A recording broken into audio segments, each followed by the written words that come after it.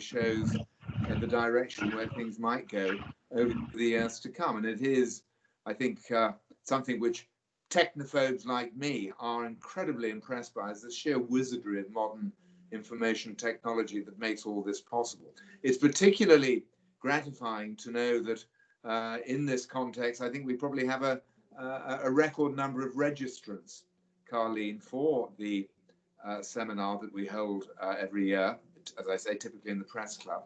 So it's marvelous that so many people have been able to join us today. Thank you very much indeed for doing so. And a special vote of thanks too, I think, is due to those who have made all this possible, who have worked their own wizardry in ensuring that we are able to do this. It takes a great deal of hard work, I know, in the background to achieve this. NMEPA goes without saying, extraordinarily committed to its mission. Times have not been easy for all of us over the last several months. And, you know, that is as true of NMEPA, quite frankly, as it is for anybody else. So any support that you can give by way of donation, in particular, in the circumstances that Carleen has just mentioned, will be very, very much appreciated.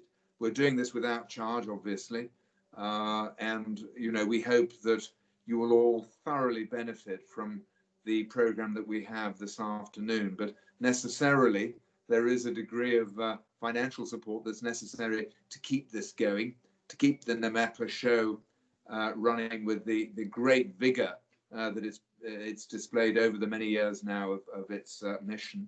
And we hope that many of you will be able to find your way to actually making a donation today, or indeed over the days ahead. As Elizabeth Taylor said to her third husband, "Don't worry, I won't be keeping you for long." I will soon hand over to the very distinguished speakers we have in the first section of our agenda.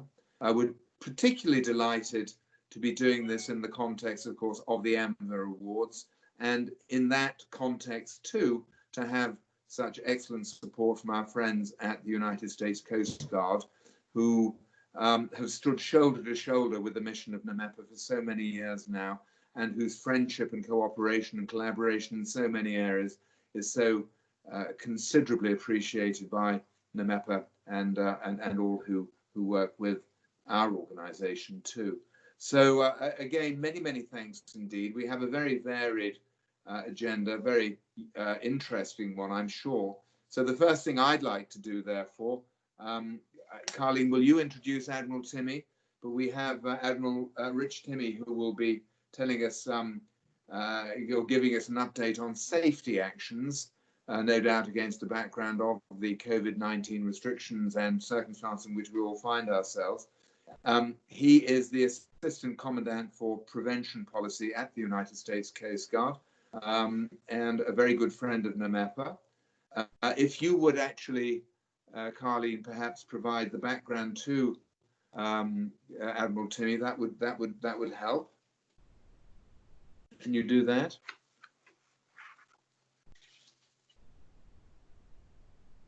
You're on mute, I think. I can't hear you. There we go. We're very honored and happy to welcome Admiral Rich Timmy, the Assistant Commandant for Prevention Policy from the United States Coast Guard, and as Joe said, a good friend of NMEPA's. And the programs that he's primarily responsible for are marine safety, security, and environmental stewardship. And these three directorates carry out the mission in inspections and compliance, the marine transportation systems, and commercial regulations and standards. He has a very aggressive and comprehensive background, but one of the things that I thought it would be interesting for all of us to appreciate, especially in 2020, is that he served as the Deputy Incident Commander and Federal On-Scene Coordinator Representative during the 2010 Deepwater Horizon oil spill response. Rich joins a long line of wonderful admirals who have supported NMEPA and its mission, and we really appreciate your contributions to NMEPA, but your tenure in this role has been anything but routine. In a world of disruption, Admiral Timmy has been navigating the challenges of COVID, repatriating crew, and other anomalies of today's world. So please help me welcome Admiral Timmy. Rich?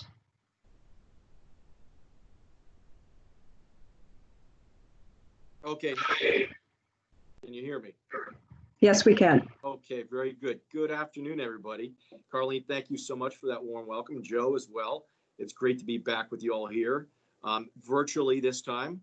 Not a different feel than the last gathering, but it is representative of the times we live in right now. And we'll talk a little bit about that today. But it is great to join you again. As you mentioned, I just want to clarify, I got to be a deputy incident commander for the state of Alabama, so 1/3 of the states there, but we had a lot of help from Texas all the way to Florida. And I was with Steve Poulin when he was the incident commander there. And you'll see his name as he continues to be a Coast Guard leader here at the next level for us. I will also recognize a few other people. First of all, I understand that you had mentioned that Joel Whitehead might be joining us. Admiral Whitehead, Admiral Cook, I think, is joining us. Admiral Salerno. My greetings to all of those storied names. Coast Guard Marine Safety Field. Great to be joining you as well. You also mentioned Gallia Kaplan, and I think you mentioned Ben Strong. Who really are the ones who make this. They hand me a speech, and they say that's what I get to do. But it's Ben and Gallia who really make this happen for the membership here and for the industry as well. So I'll note that we are recognizing National Maritime Day as part of our gathering today. May 22nd is the day I graduated from the United States Coast Guard Academy and joined this seagoing service with such a tie to our merchant marine. And so I always very of that date, as it's meaningful to me personally, but also a reminder to honor the mariner, part of the role that we have here in the Coast Guard. And I'm very honored in the Assistant Commandant for Prevention Policy job, which is essentially the liaison, the connection to our merchant marine, who we're recognizing tomorrow with National Maritime Day. So a shout out to those folks, and we'll talk more about that as we move through the rest of the day. Part of that is that I want to talk about what we mentioned here at the beginning with COVID and the pandemic and the context for the maritime transportation system as we move forward. On a day-to-day basis, the prevention director here and the marine inspectors and the marine investigators and the regulatory professionals in my directorate, we work on addressing risk in the marine transportation system, whether it comes from the way a boat is built or how we qualify a mariner or how we qualify a ballast water system. We're dealing with creating standards that protect the environment, protect our folks, remove the risk from the system. We create that standard. We have a compliance regime that we go out and enforce, and then a feedback loop that comes from investigations and from stakeholder feedback. And on a day-to-day basis, that serves very well to address the risk in the system. In the crisis, though, that was the pandemic and how quickly it came on and how quickly that we took actions both from a government side and from a social side to change our behaviors, we shifted where the risk was in the MTS, in the marine transportation system. And so I could no longer afford to deal with risk on a day-to-day incremental basis, and I've got to do an inspection today because it keeps us on track. So what we got to was a way to address the risk in the immediate to the marine transportation system. And the immediate goal was to make sure that as the economy contracted, as people stayed at home, that we actually kept food on the tables and on the shelves. So we kept gasoline and fuels flowing, that the ports were open, and essentially that our critical workers in the maritime had access to their job places in order to continue to do the work that's so critical to both the economy and our national security, that is our marine transportation system. So that has been the mindset here in the last couple of months. And you can see I'm in my operational dress uniform here at Coast Guard headquarters because we have taken on a very crisis-like approach, not atmosphere, but approach to making sure that we deal with the very real threats to our MTS. And so While I am here and about 5% of Coast Guard headquarters is actually in the building, we do have about 95% of the workforce here from headquarters that is doing remote work, learning how to do things differently, learning how to be productive from a remote work environment. I think we're going to see that as something that is part of the next normal, our new normal, both from where I sit, but I think in the maritime domain at large, people are going to find ways to do business now that will adapt to the reality around them. First, I do want to give a shout out to MARAD and Director Busby for the work that they have done to bring the stakeholders together on a recurring weekly basis, whether it's the senior leadership of companies, whether it's the port authorities, whether it's labor, bringing the stakeholders across the MTS, both from the private industry and from government together for a conversation that's really important to adjusting the public policy decisions we've been making over the last few months. And so I want to highlight some of those things that we've done in response to the crisis out there. We issue, and I'm sure you're all familiar with the Marine Safety Information Bulletins that kind of give the public and our stakeholders an opportunity, give them the information they need with regards to how we're changing our policy. So we've sent out new guidance on ports and facilities, on mariner credentials, on vessel reporting for illness, on how we're doing inspections, exams, and our documentation missions, drug testing requirements for the marine transportation system, facility and vessel response plans, TWIC cards, and ballast water management. We put these out to make sure that that the bottleneck in our MTS is not a regulatory one, that we make sure that some barge is not held up, some ship is not held up, some crew change out is not held up because of a regulatory inspection or exam, that we can safely in this environment either defer or reschedule for a later date. And that's kind of been the way we've approached this problem set. Now, at some point, we will have to adjust, and we are continuing to adjust what that looks like. Again, I mentioned the MARAD calls on a weekly basis as a feedback loop that we use to adjust those policies. I've had countless number now of interactions with trade associations and individual companies who had the opportunity to interact with myself and our staff to address specific issues that COVID has caused within either their company, their port, or their industry from a trade association.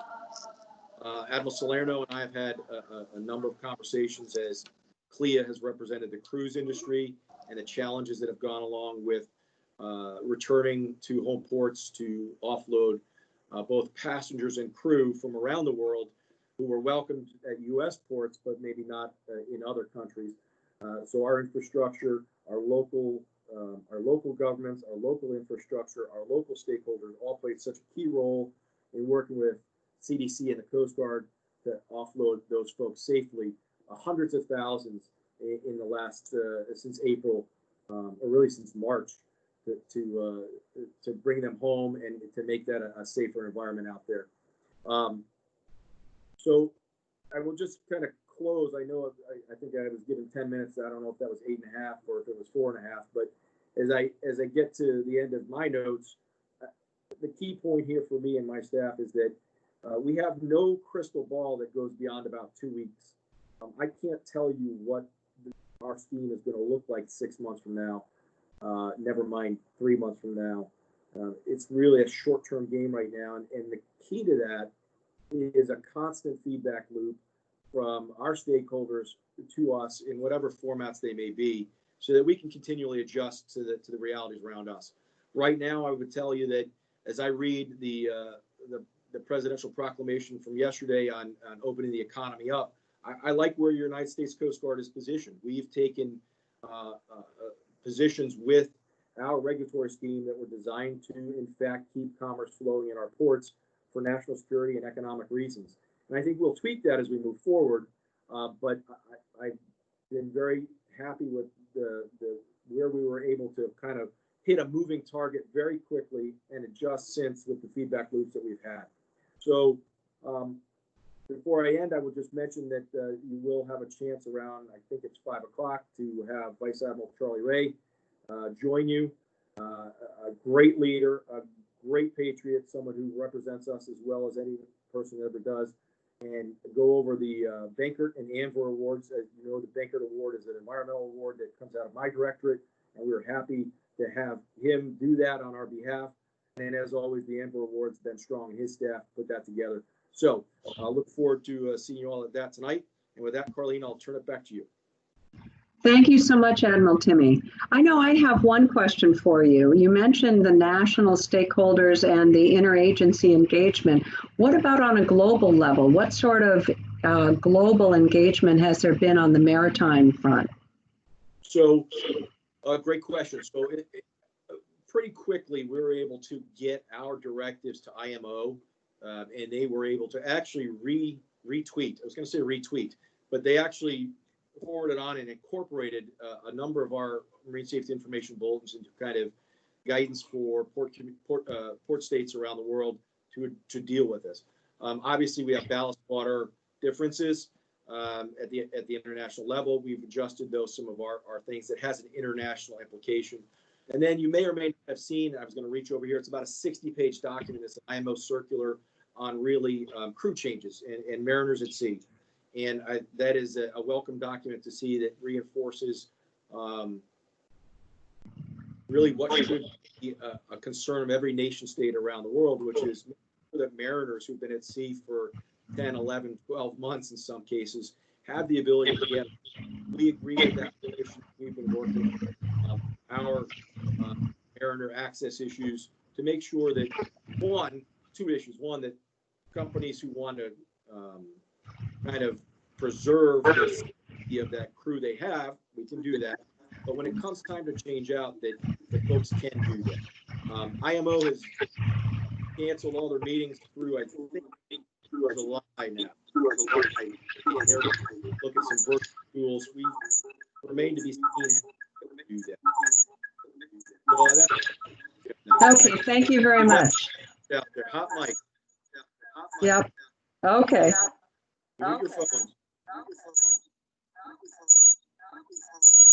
Thank you very much, Admiral Timmy. And we appreciate that. Just so everyone knows, we are going to be posting the recording of this presentation on the NMEPA website, along with any PowerPoints that do come forward. So thank you again. Okay, moving on in our program. It's my pleasure to introduce Keegan Plaskin, who's the Director of Business Development for ABS. He's been working on the Eastern region, the Eastern Americas, and responsible for client development and strategic planning. And prior to that, he was a marine surveyor in both the United States and Korea. Before joining ABS, Keegan sailed commercially as an engineer and is a graduate of Kings Point. So we're delighted to have you today, Keegan, and thanks so much for joining us. Thank you very much. I hope everyone can hear me. Good afternoon and welcome to the NMEPA National Maritime Day Seminar. My name is Keegan Plaskin from the American Bureau of Shipping. Thank you very much for the introduction, Carlene.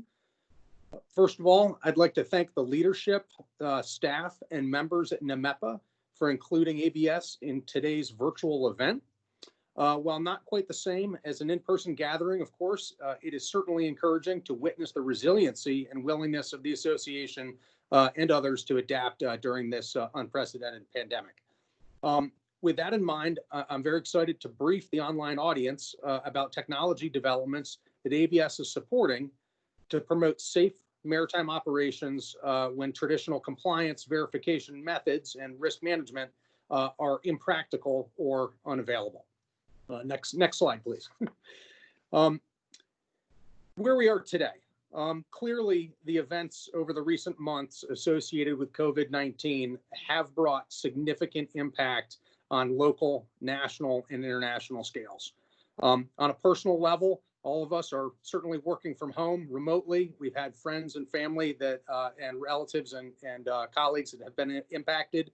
But over At this point, probably close to 4 million people are estimated to have been infected by COVID-19 to date, with at least 260,000 deaths globally and climbing. Others across the world have been practicing social distancing, and many of us are continuing to work from home. The impact of the pandemic has also significant implications for organizations, both maritime and otherwise, with most sectors seeing significant downsides to their business, including supply chain, manufacturing operations, the distribution network, and complying with existing regulatory requirements. Marine and offshore industries are certainly not isolated from any of these challenges. Vessels have been facing significant obstacles when entering and leaving port. Shipyard activity has been significantly disrupted. Crew transfer and transportation has been impacted, and some vessels and offshore installations have had confirmed cases of COVID-19 on board. Next slide, please. So in that vein, ABS is actively working to provide a number of to take a number of decisive steps and provide support to the maritime industry, as well as our as members and clients. Firstly, we've engaged with public health officials inside the United States as well as internationally to make sure that we have a solid understanding of the pandemic situation and to remain as current as possible as the situation evolves. From a company perspective, ABS has taken measures to protect our employees and personnel, with many across the world being directed to work remotely and engage in a decentralized work approach. From an operations perspective, we've further aligned our means of providing services, allowing many of them to be offered on a remote basis. We've also developed and released guidance notes for response measures to COVID in the marine and offshore industries. And we've collected and provided the industry with such best practices for selection, storage, and use of cleaning and disinfecting products as to minimize the risks associated with those products and sensitive marine environments and equipment on board. Next slide, please. Oh, sorry, hold on. In addition, ABS Group, our subsidiary company, has released a risk restart model. This particular model is delivered through our facilitating consulting engagements, builds on guidance from the U.S. Centers for Disease Control and Prevention, the CDC, as well as the U.S. Occupational Health and Safety Administration, the World Health Organization, and the European Agency for Health at Work to provide a methodology for marine organizations to systematically evaluate the risk of COVID-19 transmission at not only their work locations, but also vessels, to identify a comprehensive set of new controls for resuming operations safely. Next slide, please. Beyond procedural approaches, we've also begun to release capabilities for remote survey in order to maintain business continuity, reduce logistical costs and time, and to minimize exposure, not only for crews, but also for survey personnel and our own staff. Organizations today, of course, are increasingly relying on such remote and virtual operations to complete work tasks or gather information and data. In the marine industry, the option of a remote survey augments the existing traditional onboard survey techniques and auditing process. And now ABS provides an array of remote surveys that take place without the physical attendance of an ABS surveyor on board the vessel or offshore unit. A distinctive advantage of the remote survey program is that it provides our owners with access to 24-hour worldwide coverage and increased flexibility and efficiency for ABS surveys to be scheduled and conducted remotely. I'd like to add that access to remote surveys allow for business continuity during these challenging times that may otherwise cause scheduling conflicts, personnel or logistical issues, and it can lead to a reduction in overall costs and reduce possible vessel downtime. Next slide, please. Currently, available remote surveys fall into several categories, such as class surveys, limited statutory surveys, and what we describe as occasional surveys. This is a list that that our owners currently have access to in certain features that they and operations that are available. ABS and many of our clients are already doing all the listed remote surveys successfully. The feedback received has been quite good and appreciated by both owners and operators. We are currently offering a concurrent load line as well as minor damage and repair surveys.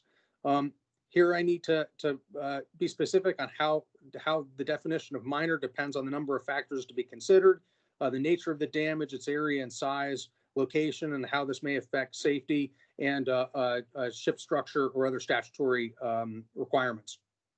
All of these are to be evaluated in the process that we'll explain a little bit later. As you can see here, there's also dry dock extensions for up to 3 months, and we can rectify and clear class outstanding recommendations and, to a limited degree, statutory conditions. Continuous machinery survey items, renewal safety radio survey, underwater inspection in lieu of dry docking for offshore units, as well as inventory of hazardous materials is also available. I would like at this point to especially address the annual class survey offerings that we recently announced in April. We feel ABS takes the industry to the next level, being one of the first classes to introduce remote annual surveys. We're delivering the next generation of classification today through surveys conducted anywhere in the world at any time without interrupting operations for surveyor attendance. We believe this is a huge step towards an even more significant change to come. The annual class surveys that are now available include annual hull, annual machinery, annual automation, navigation and bridge layout, navigation bridge systems, and annual load line if authorized by respective flag states. I do need to clarify that this particular program capability applies to vessels of 15 years of age and less. However, we are working to further expand that into the next phase. We are limited to non-ESP enhanced survey program vessels, but we're also working to expand that capability. This program is applicable to LNG and LPG vessels and certain types of general cargo vessels, tugs, offshore support vessels.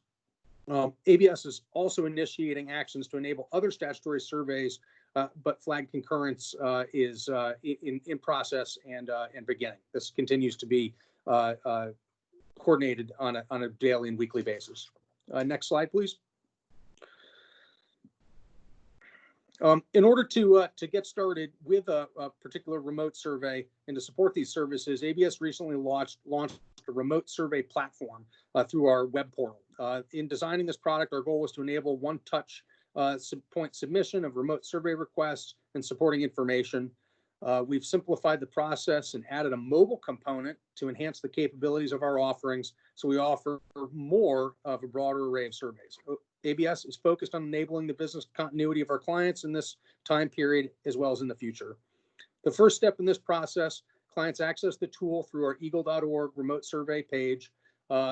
Placing an order with our online tools allows you to quickly make a first request and submission.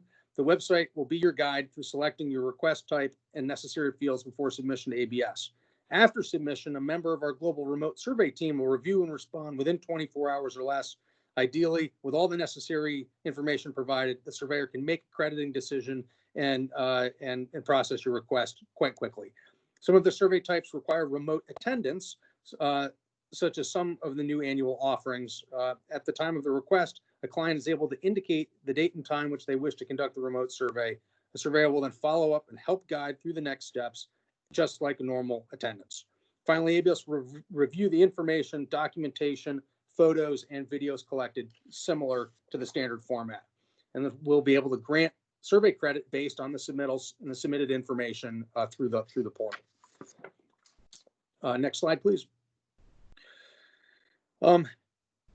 Information that flows through our decision support infrastructure is broader even than just the remote survey capabilities. We've invested in building an integrated digital hub that enables scalability and to react to demand.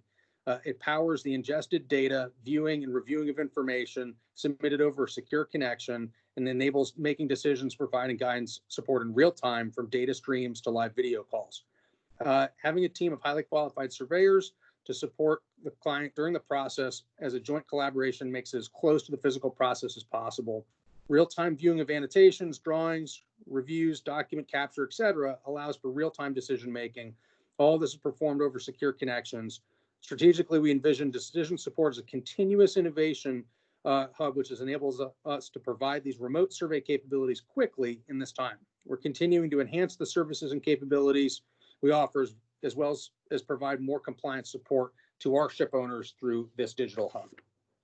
So connectivity, of course, is the basis for which ship owners can begin their process of overall digital transformation and evolution forward in understanding around vessel health, safety, and compliance. This is a combined journey involving both technological as well as a refined process. While traditional means of data collection were limited to physical observations or analog methods on low frequency intervals, ABS is building and deploying tools to automate the input and digestion of asset data. The secure transmission of information followed by real-time analysis by artificial intelligence allows for anomaly detection to occur and predictive insights to be obtained. With such performance monitoring, vessel owners can, with their OEM and class partners, make informed decisions based on up-to-date conditions. Next slide, please. Oh, I think I got ahead of myself by one. My apologies. Let's go next slide. Thank you. In terms of key takeaways in wrapping up these slides, some of the key points that I want to leave you with is that remote survey is here and happening. The efficiency, quality, cost, and utilization and safety are some of the key drivers and goals that you can achieve. ABS is ready to provide remote attendance for a number of surveys, now including annual class survey.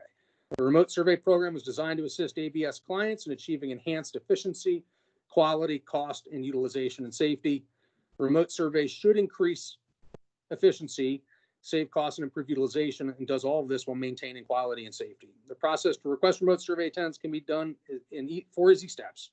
And ABS continues to actively develop many digital class capabilities to help bring added value to the marine and offshore industries.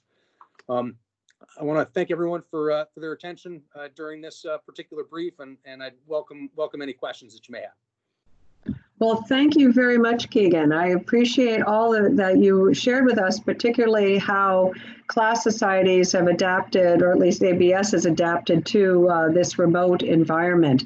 But I have a question. Will remote surveys replace the physical surveys?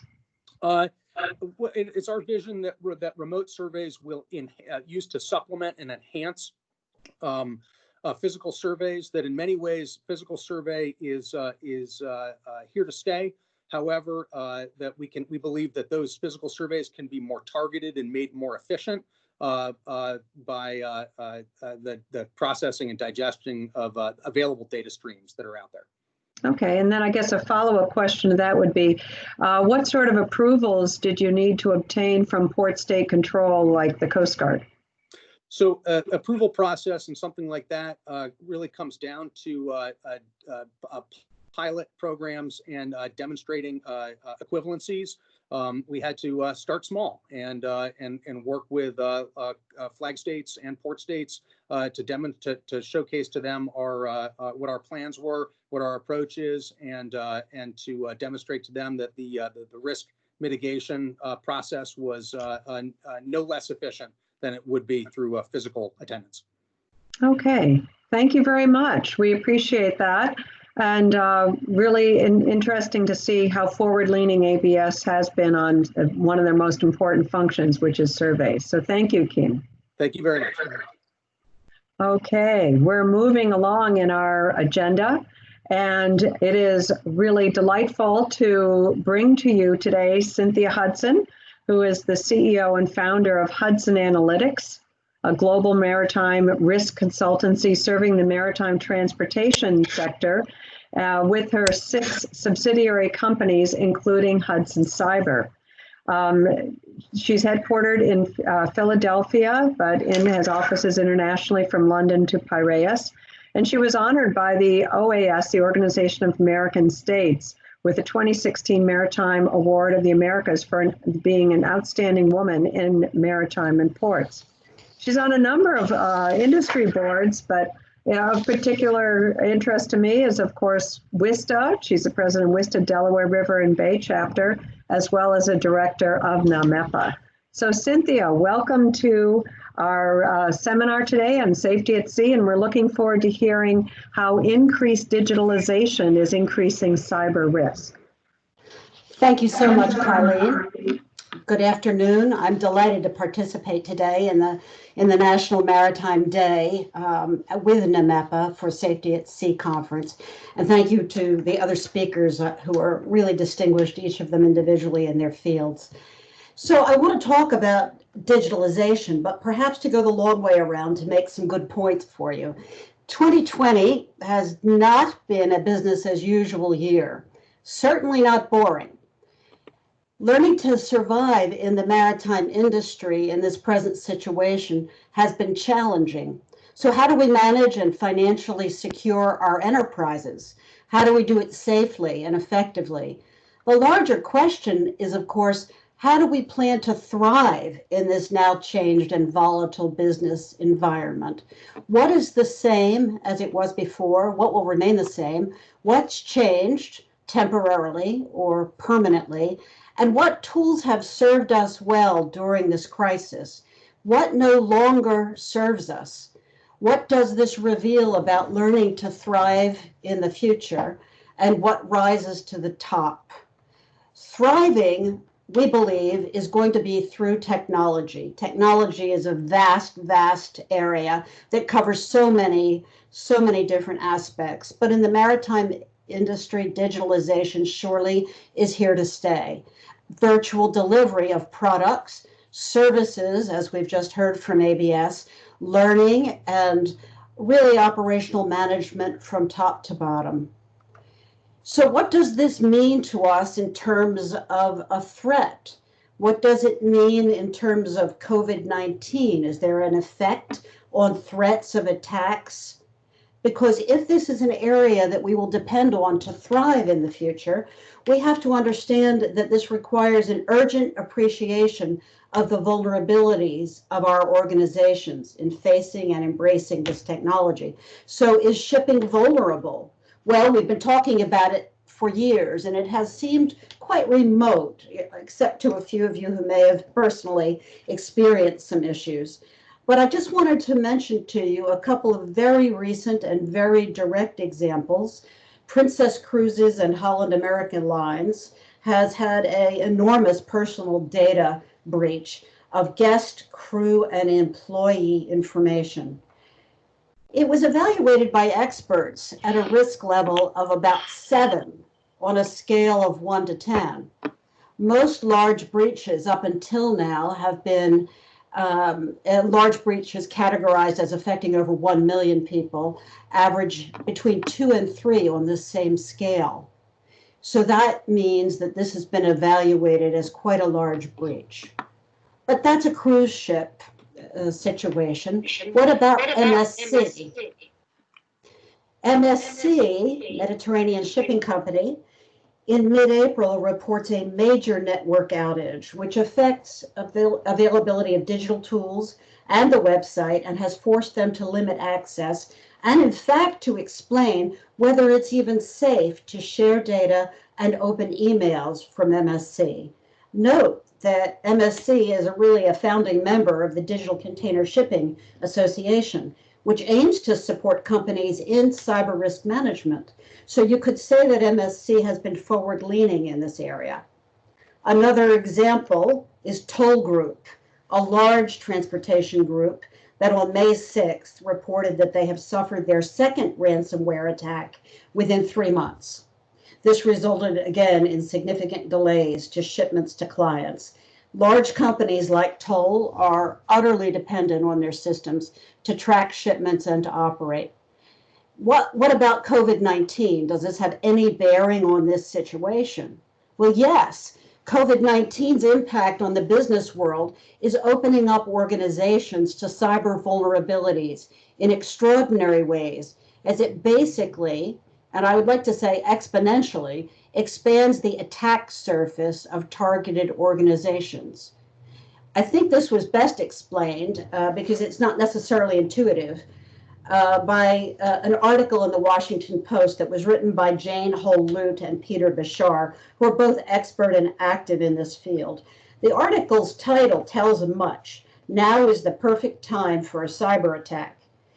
This is because all kinds of needed and sensitive financial and operational data in huge volumes are now traveling across VPN networks, but also low security home routers, Wi-Fi systems, and wireless printers. This actually coincides with some issues in the counterbalance, which is that we really have a lack of clarity on who leads a government response.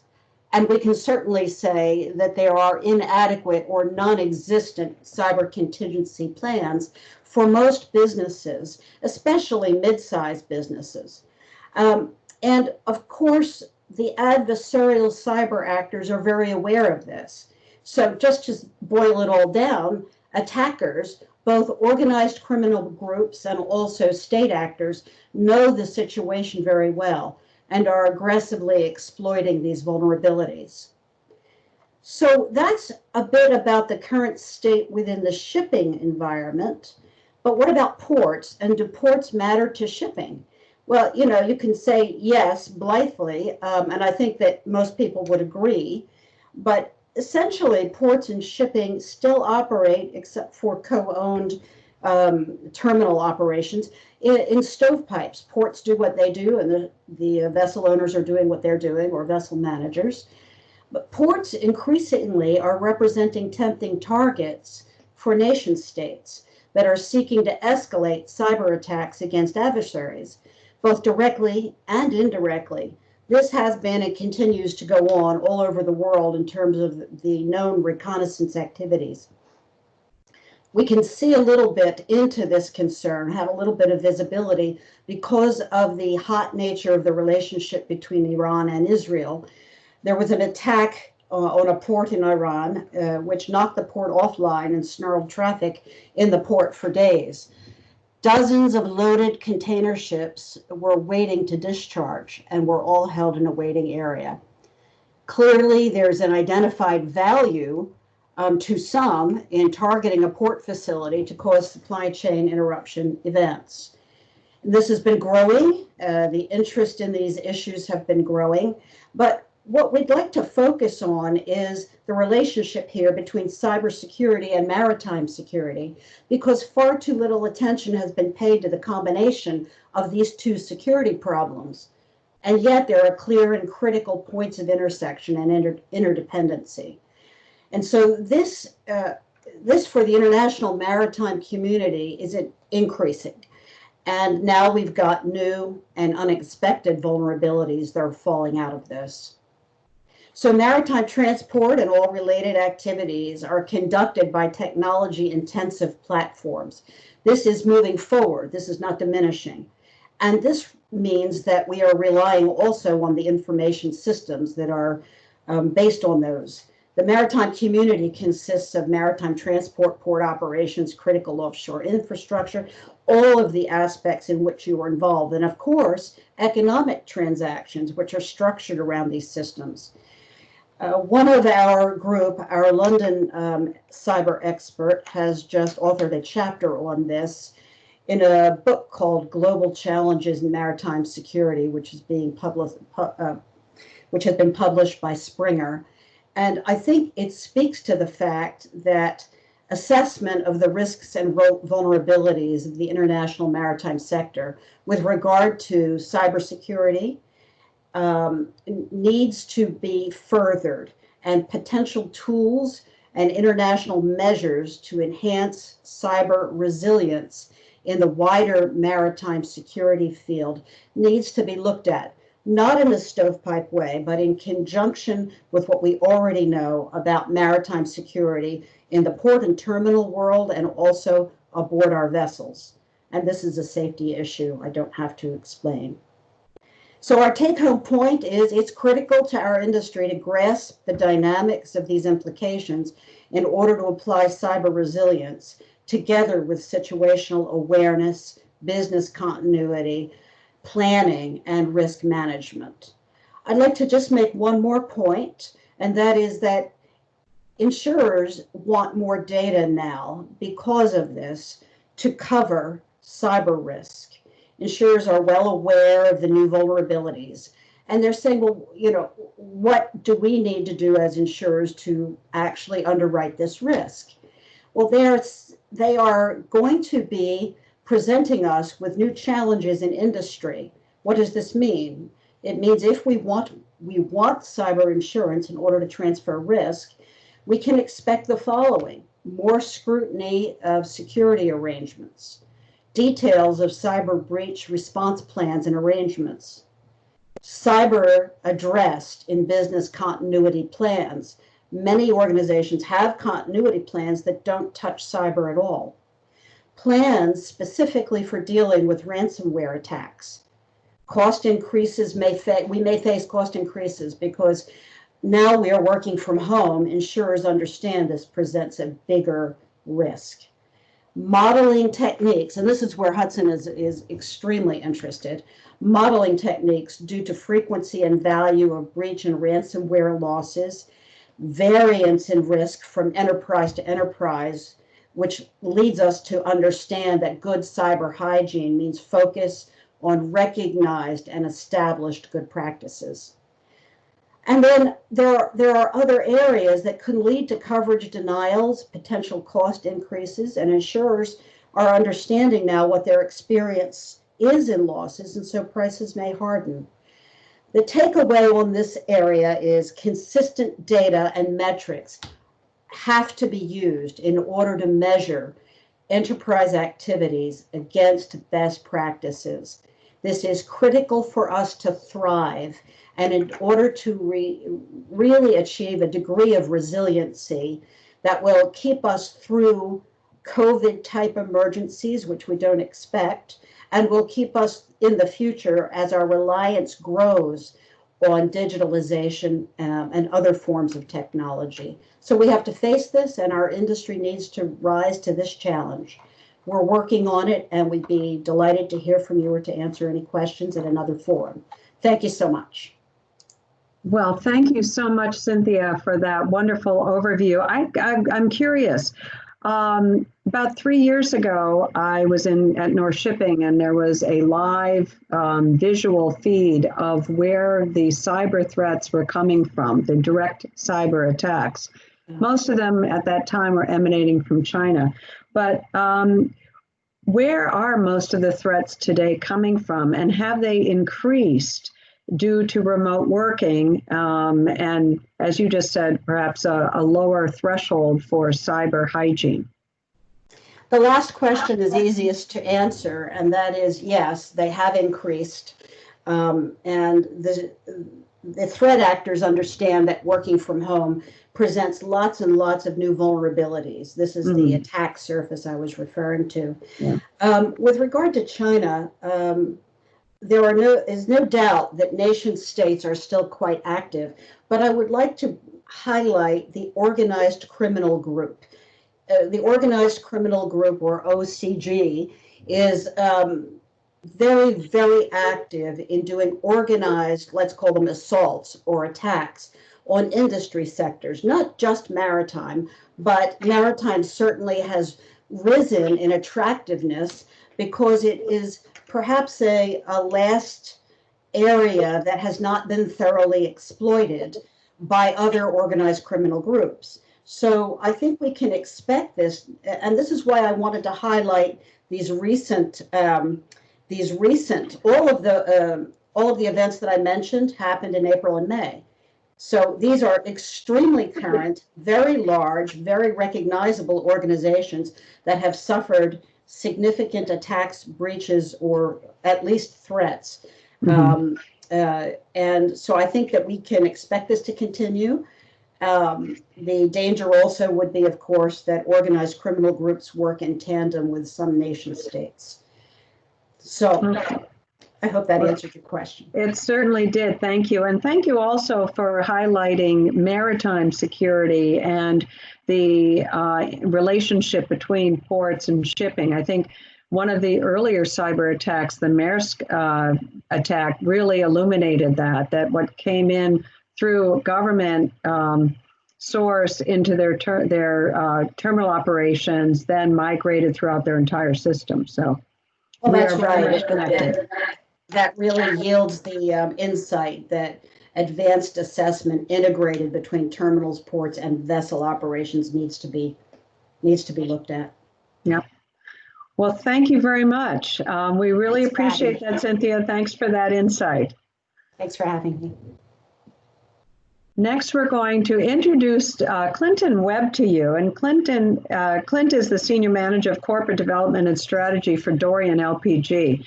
And very experienced in his area of research as a research analyst of maritime equity. So he very much understands and knows the shipping industry. He was with Axia Capital Markets and GMP. And we're delighted that he could join us today working with Dorian and really give us an overview of what challenges he's seeing for ship owners in today's climate. So Clint, looking forward to hearing your comments. Yeah, thank you very much. So I work within the finance organization at Dorian LPG. For those of you that don't know us, we operate the world's second largest fleet of very large gas carriers, or VLGCs, operating 24 ships total that carry liquid petroleum gas, or LPG, the same propane that you use in your grill or to heat your home. We're headquartered up here in Stamford, and we maintain offices in Athens, Copenhagen, and London. And as a public company, our shares are traded on the New York Stock Exchange under the ticker LPG. So want to start by thank you for joining us today, and thanking NMEPA for inviting us to the event this afternoon. Before we get started, standard legal disclosure, any forward-looking statements here may differ from actual results.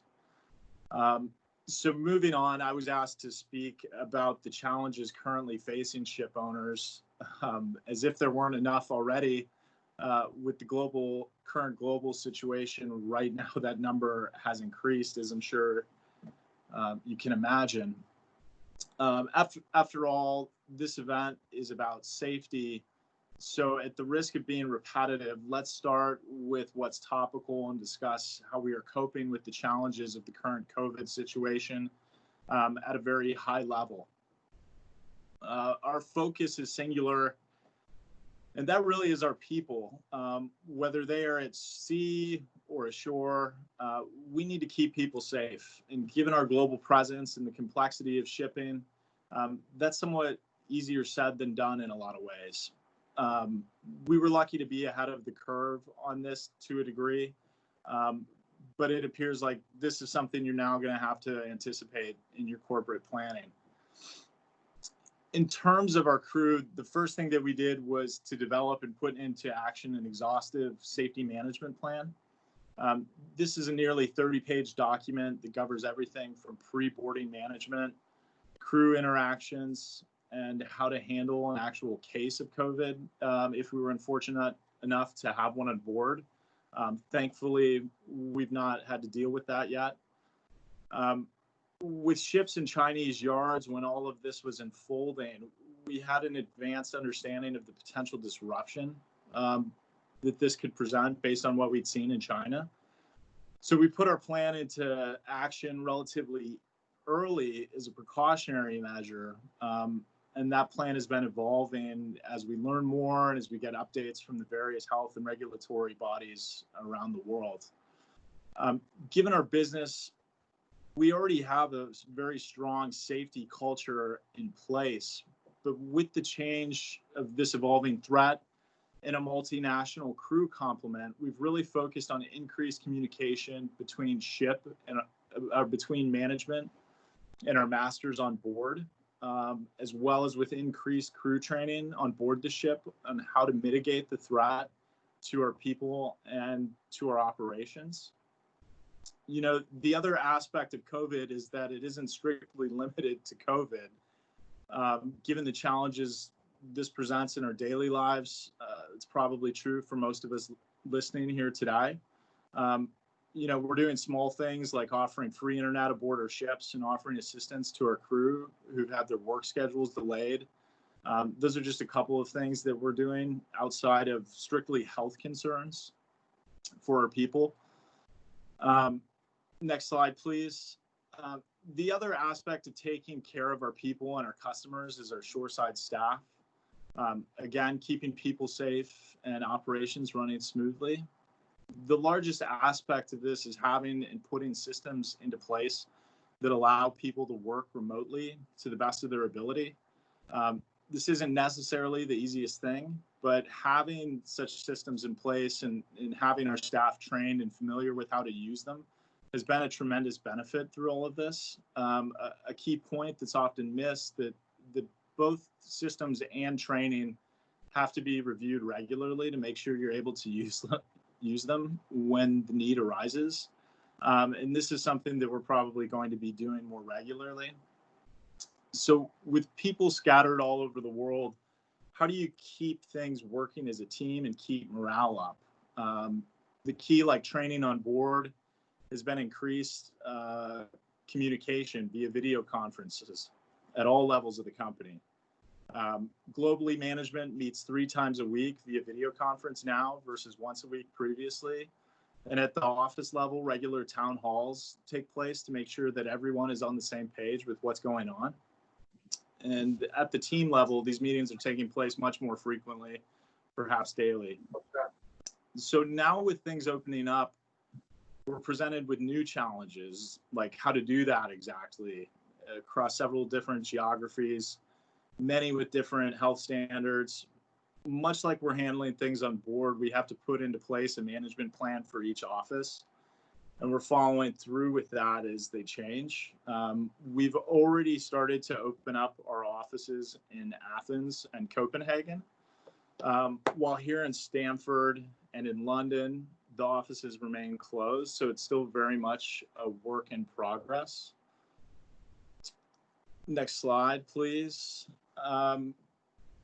You know, a lot of what we spend thinking about is how to bulletproof our company for the future by staying proactive and ahead of the curve on both regulatory and technological changes that affect our asset base, in our case, our ships. While there are a lot of people here speaking today that are much more qualified than I am to talk about this, you know, I just want to touch on some of the steps that we've taken at Dorian to stay ahead of the curve. In terms of regulation, IMO 2020 is probably the largest recent change that we've had to experience as operators. But knowing that the fuel change was coming soon after we would be completing a large-scale new building program, we wanted to make sure that we were as prepared as possible and weigh that in terms of cost benefit. So one of the things that we did was take delivery of 2 ships with 2 different types of scrubber systems that were delivered in 2015. And from an operational perspective, this gave us time to evaluate the technology along with potential logistical challenges of integrating scrubbers into our fleet. Ultimately, we decided to equip 10 vessels, or about half of our fleet, with hybrid scrubber systems to coincide with upcoming dry dockings. This is a program that we're pretty much on the verge of completing right now. The other aspect, or another thing that we looked at Dorian, was on the technological side, evaluating LPG as a fuel source, which was still pretty premature when we undertook our new building program. But we made sure that we had the flexibility to make the switch if the economics and the regulatory environment made sense over the life of the vessels. So for 16 of our ships, we had them built with reinforced decks so that we have the optionality to install LPG deck tanks and retrofit the engines. That's an option that most of the fleet isn't going to have, but puts Dorian in a pretty strong position, especially since LPG as a fuel seems to be where things are going, increasing efficiency and decreasing emissions. So it's something that we had to be prepared for. Next slide, please. Another aspect of how we're shaping the company to prepare for the future is taking a long and a hard look at corporate stewardship in terms of ESG. This is something that involves the entire company and is something that we take seriously here at Dorian. I think the lesson is that the benefits of the stakeholder, being the broader community and the shareholder, don't have to be mutually exclusive. Our shareholders benefit from Dorian being a good corporate steward. And it's worth mentioning that this is something that NMEPA has done some work around. So first, we have to look at what our company does and ask whether or not it's a sustainable business. While it's true that we transport bulk hydrocarbons around the world, increased adoption of LPG as a residential and commercial fuel source presents significant environmental and health benefits globally. LPG is a clean and portable fuel that provides smoke-free indoor cooking and helps reduce urban air pollution. You have to consider that much of the world uses coal or wood for cooking and heating. So even looking across the US, many of our buses are fueled by LPG. So we're in a good position here. And secondly, we have to minimize our environmental footprint and maximize sustainable practices across the company uniformly. So on our ships and shoreside, we've mandated recycling programs in all of our offices and have banned the use of plastic water bottles. As on all of our ships, just like in our offices, we have water purifiers installed to minimize waste. We've also invested in remote performance monitoring to increase our ship efficiency that ultimately lowers costs while also helps lower emissions. We've also worked with Hyundai and ABS in terms of developing LPG as a fuel. So these are just some examples of benefiting shareholders while at the same time trying to decrease the company's environmental impact. Taking a more recent example of how we're taking accountability of our impact is our recent debt financing, which was a sustainability linked loan. So on our interest rate, the margin is linked to our ship's efficiency. So we're deriving a financial benefit from decreasing our environmental footprint. And while this is certainly an evolving topic, we're trying to be proactive and stay ahead of the curve in terms of ESG, which is certainly going to become more prominent as time moves on. So that's it from me on how Dorian is looking at just a few of the challenges facing ship owners. So thanks again for the attention. And I guess I'll open it up for Q&A. Okay, we've got a question from Lindsay Malin Habib. Clint, where do you find the largest challenge to trade as a top carrier of LPG? Well, it's certainly a very challenging market right now. From the physical and actual ship operational standpoint, I look at things more from a financial perspective, so I can't help there. But I mean, certainly the market has been quite volatile with oil prices recently. Mm-hmm. Yes, it has. I've got a question in terms of, you brought up your ESG program and how you've been able to get preferential interest rates on the basis of environmental performance. And as you mentioned, and thank you very much for mentioning it, NMEPA is working as close to launching a CSR ESG platform for shipping. But I wanted to ask you, how are your shareholders responding to these initiatives? Positively. I mean, I think the lesson, like I discussed earlier, in terms of aligning what's best for the shareholder, and that's economic performance, with the same time as the environmental impact, are not mutually exclusive. So I would say it's been received positively. Excellent. Well, we're glad to hear that, because that's a trend that I think we all want to embrace. So thank you very much, Clint. Certainly. I appreciate your contributions, and welcome to the NMEPA family. Appreciate it. Okay. Well, now it's time for NMEPA's Double Jeopardy. And no, I won't sing this time. This is your chance to get in more answers with more points in order to win our fabulous prizes. So each of these answers are worth 2 points.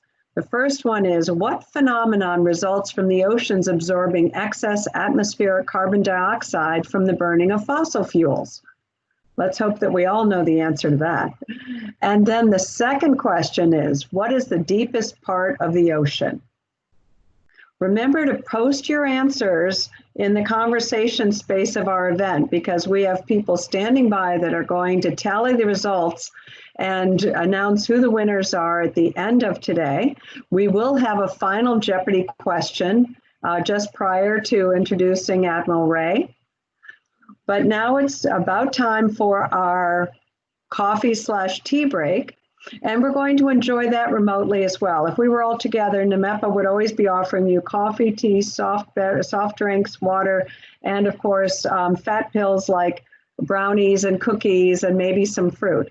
But we're going to save you the fat pills and just suggest that in the next half hour, you have the opportunity to go and replenish your cup, and will join us again at 3:45. So it's 3:14 now, and we'll look forward to seeing you again at 3:45. And during this time, we're going to be showing some of the work that NMEPA has been doing in the past few months to save our seas. Thank you.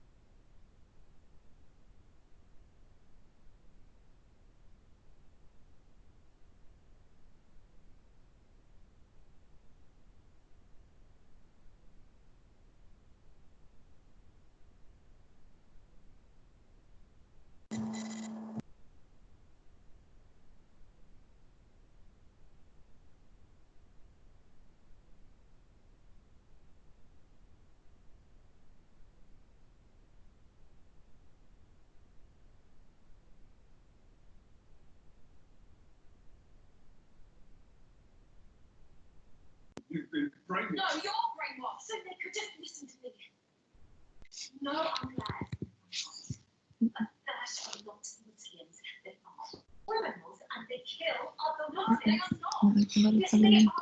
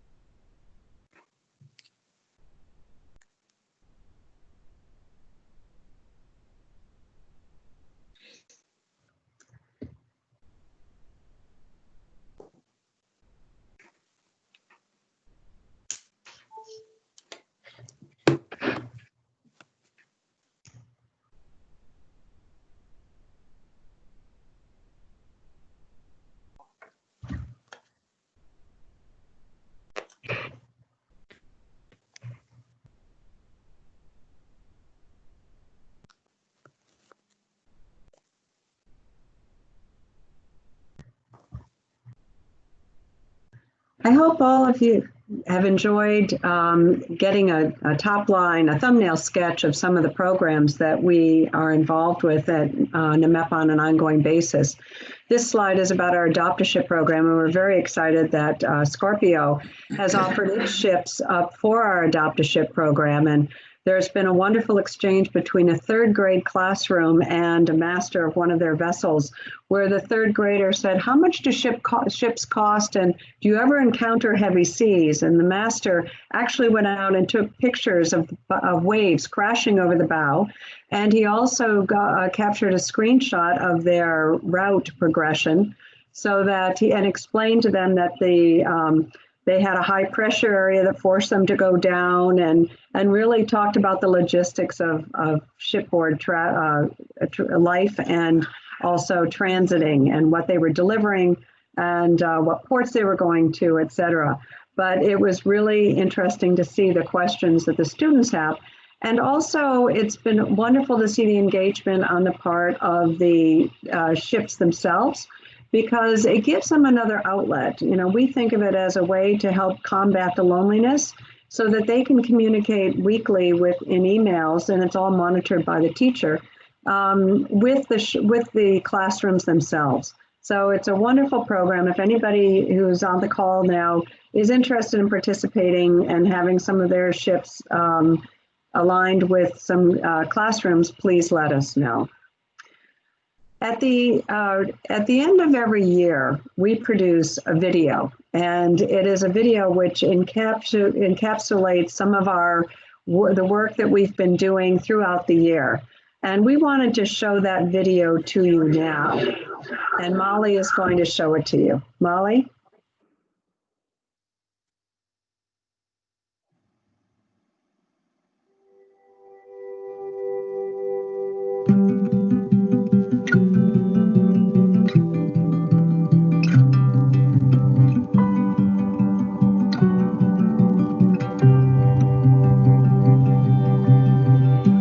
Close my eyes and I can see a world that's waiting up for me, that I call my own.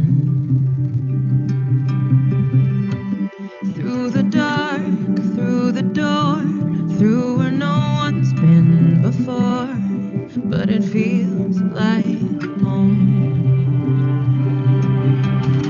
They can say it all sounds crazy. They can say I've lost my mind. I don't care if they call me crazy. We can live in a world that we design. 'Cause every night I lie in bed, the brightest colors fill my head.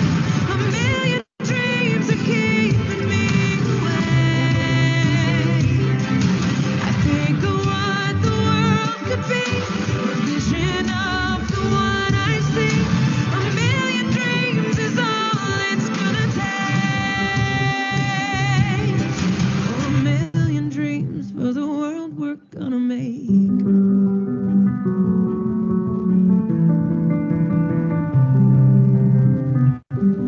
There's a house we can build, every room inside is filled with things from far away.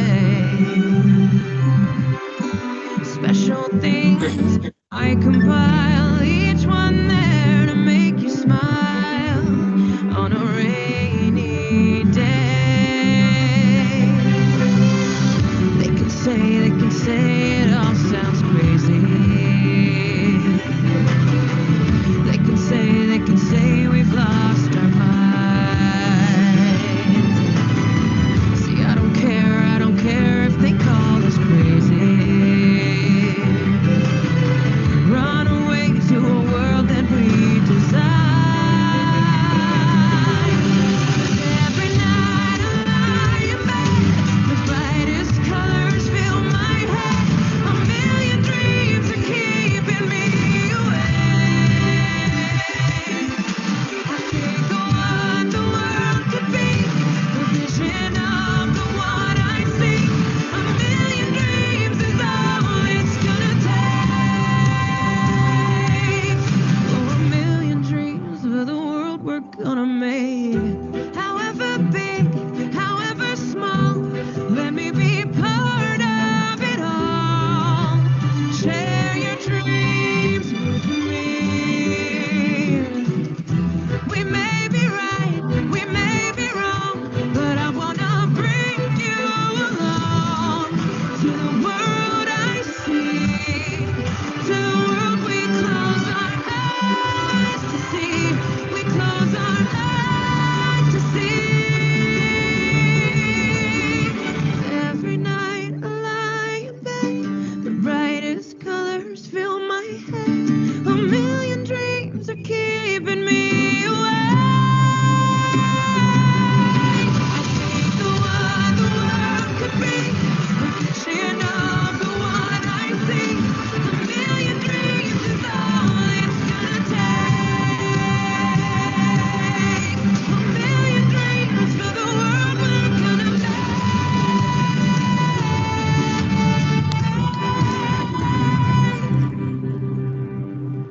For the world we're gonna make.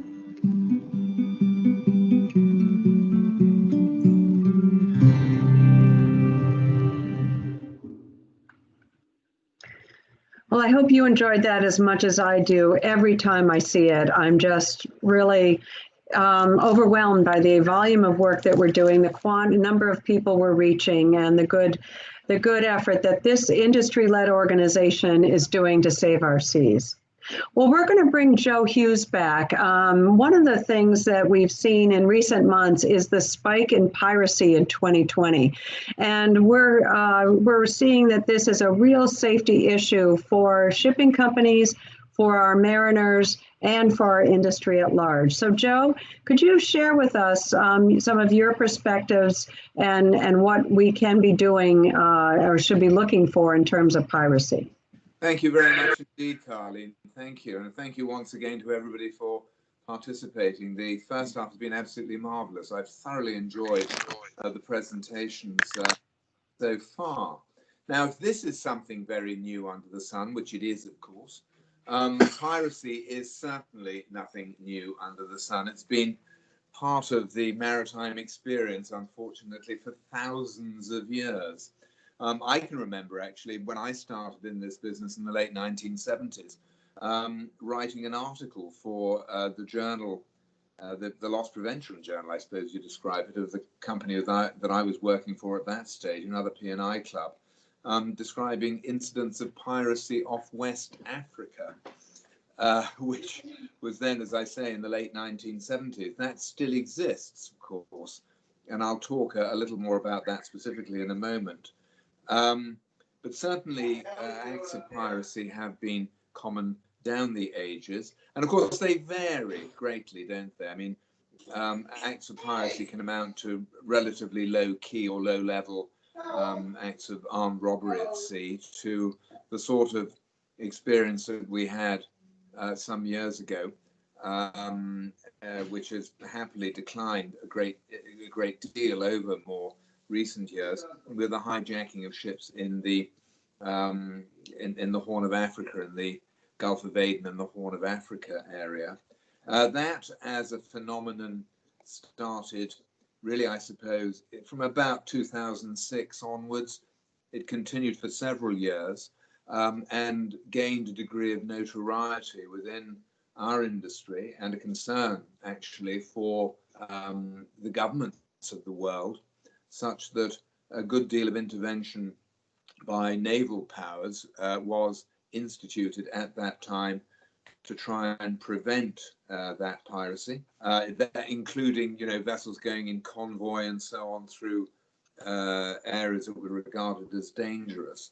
That became an industry of hijacking, a hijacking industry based in what are sometimes called ungoverned spaces, such as Somalia. That was a very considerable, a very major problem. And the modus operandi, of course, of the pirates at that stage was to come alongside ships, in skiffs typically, but heavily armed, ships that were typically steaming at relatively low speed, fully laden, and were therefore susceptible to boarding in a manner that, say, a ship with a much higher freeboard traveling at speed, a big container ship, for example, was less susceptible to.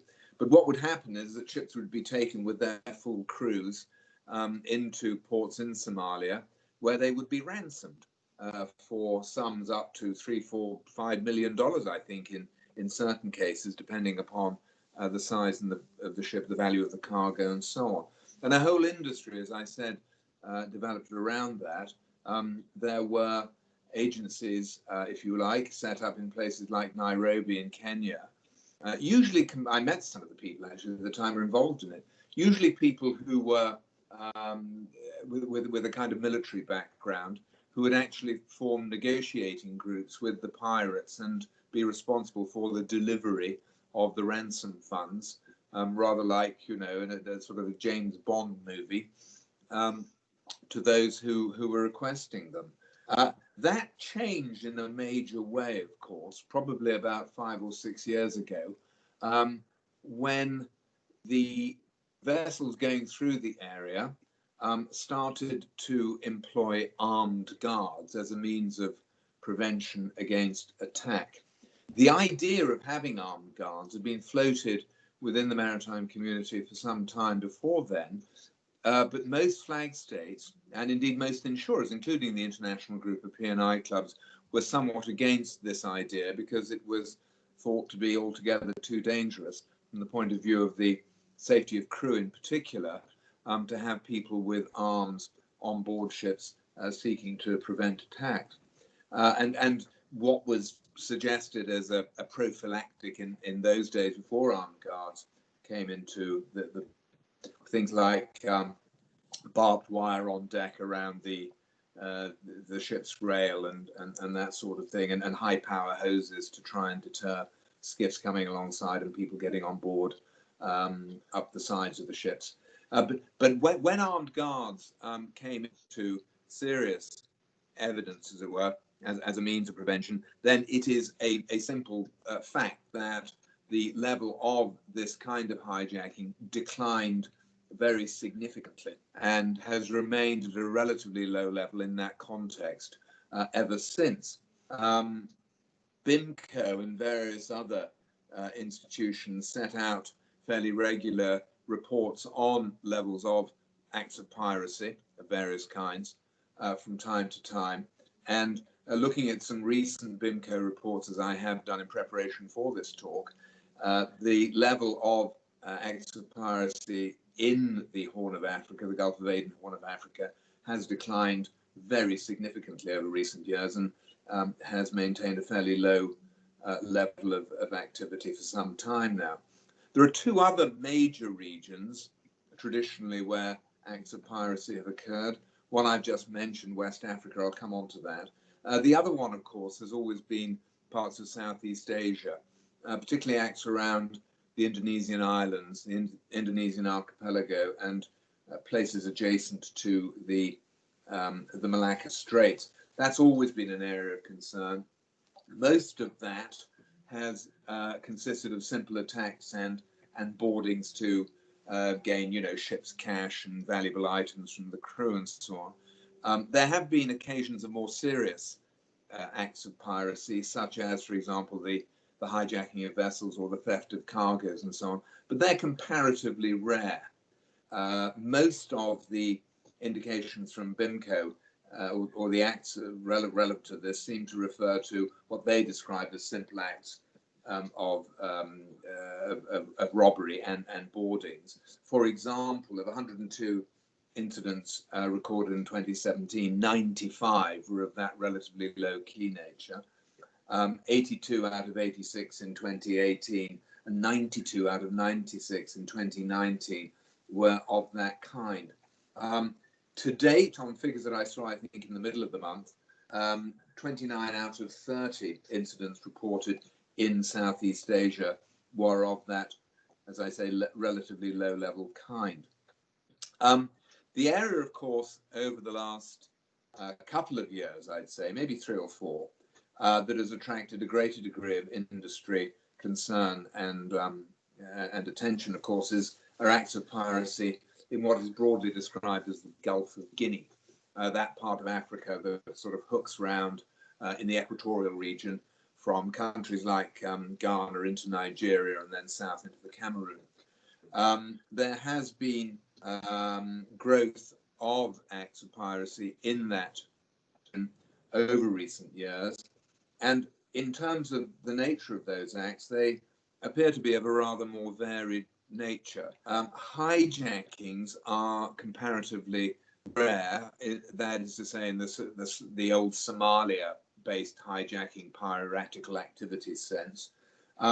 There are more kidnappings of ships, kidnappings of crew and so on, in particular, that have been a source of recent concern, and other acts involving the theft of cargo, particularly oil cargoes coming in and out and along the coast of that region, and other acts of petty crime. The rap sheet or the charges and the indictment of this kind of piracy in that area are more varied than, as I say, they are typically in either Southeast Asia or historically in the Gulf of Aden and the Horn of Africa. But they have been growing in recent years. There's always been a relatively significant drumbeat or tempo of acts of this kind in that region, many of them emanating from Nigeria, actually, particularly when they refer to thefts of cargo. There have been about 120 on average in 2016 and 2017, according to BIMCO, but that's increased to about a peak of nearly 150 in 2018, 132 in 2019, and so far in 2020, as of mid-May, the statistics say around about 40 to 50. I hear of, although I can't claim to be an expert on it, but people have mentioned to me that there are also acts of piracy arising off certain parts of the coast of South America, although perhaps not to the same extent as they are in those traditional areas of piratical activity. Insofar as being a marine insurance person, insofar as coverage for acts of piracy is concerned, there is something of a differentiation here between liability insurers, particularly P&I clubs, and those who cover hull risks.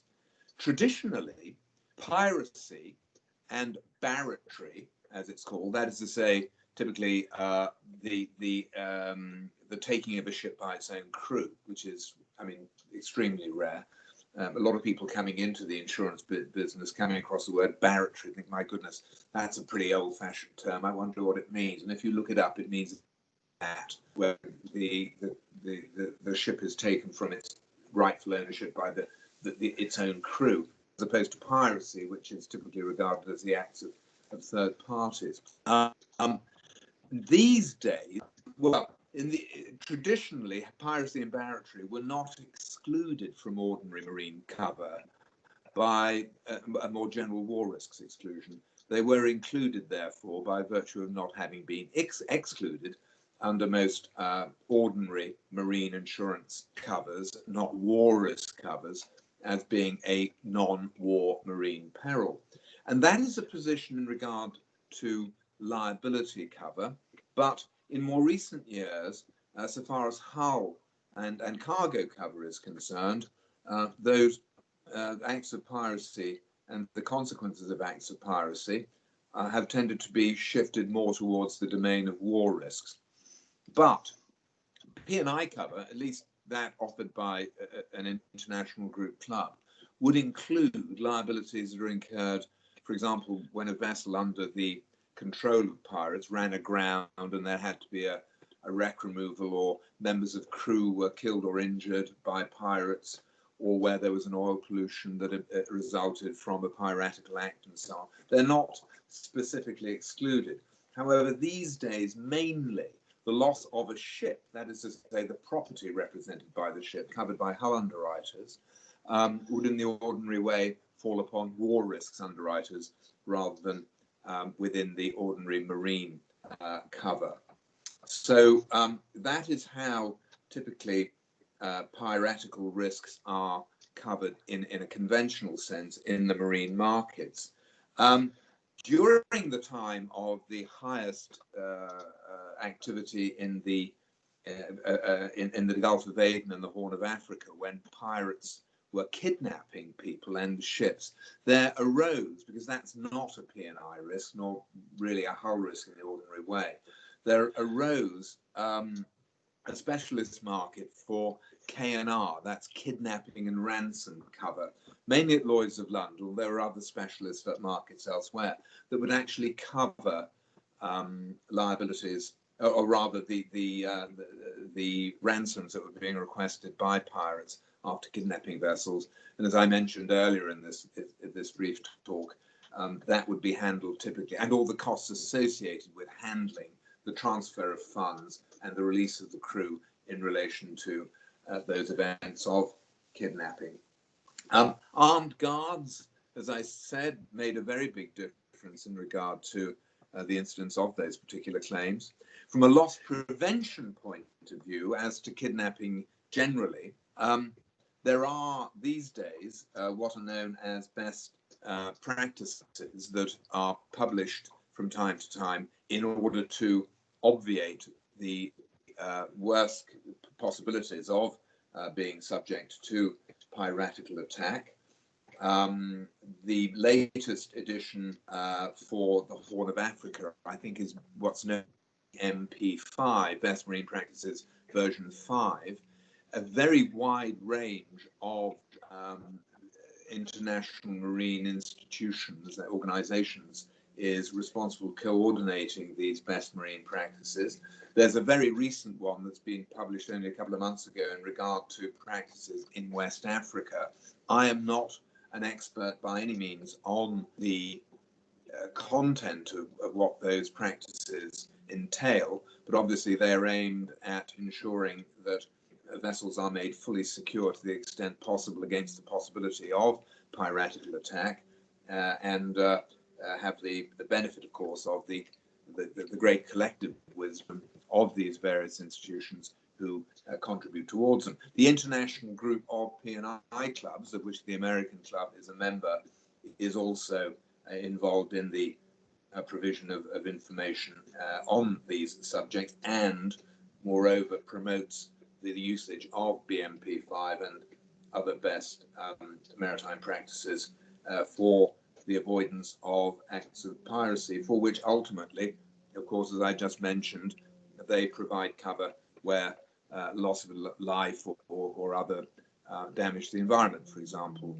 takes place. I think really that's all I can say about it from a point of view. But I'd be very pleased to answer any questions that people may have in regard to this. I think ship operators who would regularly trade through those areas where acts of piracy take place are probably much better informed than I am as to the practicalities of dealing with this problem. But that is the general picture from an incidence point of view, and from the point of view of the marine insurance response to these problems when they arise. Well, Joe, thank you very much for that very comprehensive and interesting overview, because this is a scourge that is growing and one that I think we'll start hearing more and more about. So thank you for that overview, the master class in piracy. Thank you. Next, we're going to welcome Keith Letourneau, who is a partner at Blank Rome, and also the co-chair of the Maritime and International Trade Practice Group there, and a member of the Marine Emergency Response Team. What I find so riveting about Keith is he's a retired commander of the U.S. Coast Guard, and he was a trial attorney for both the Coast Guard's Procurement Law Division and the Admiralty section of the Department of Justice's Civil Division.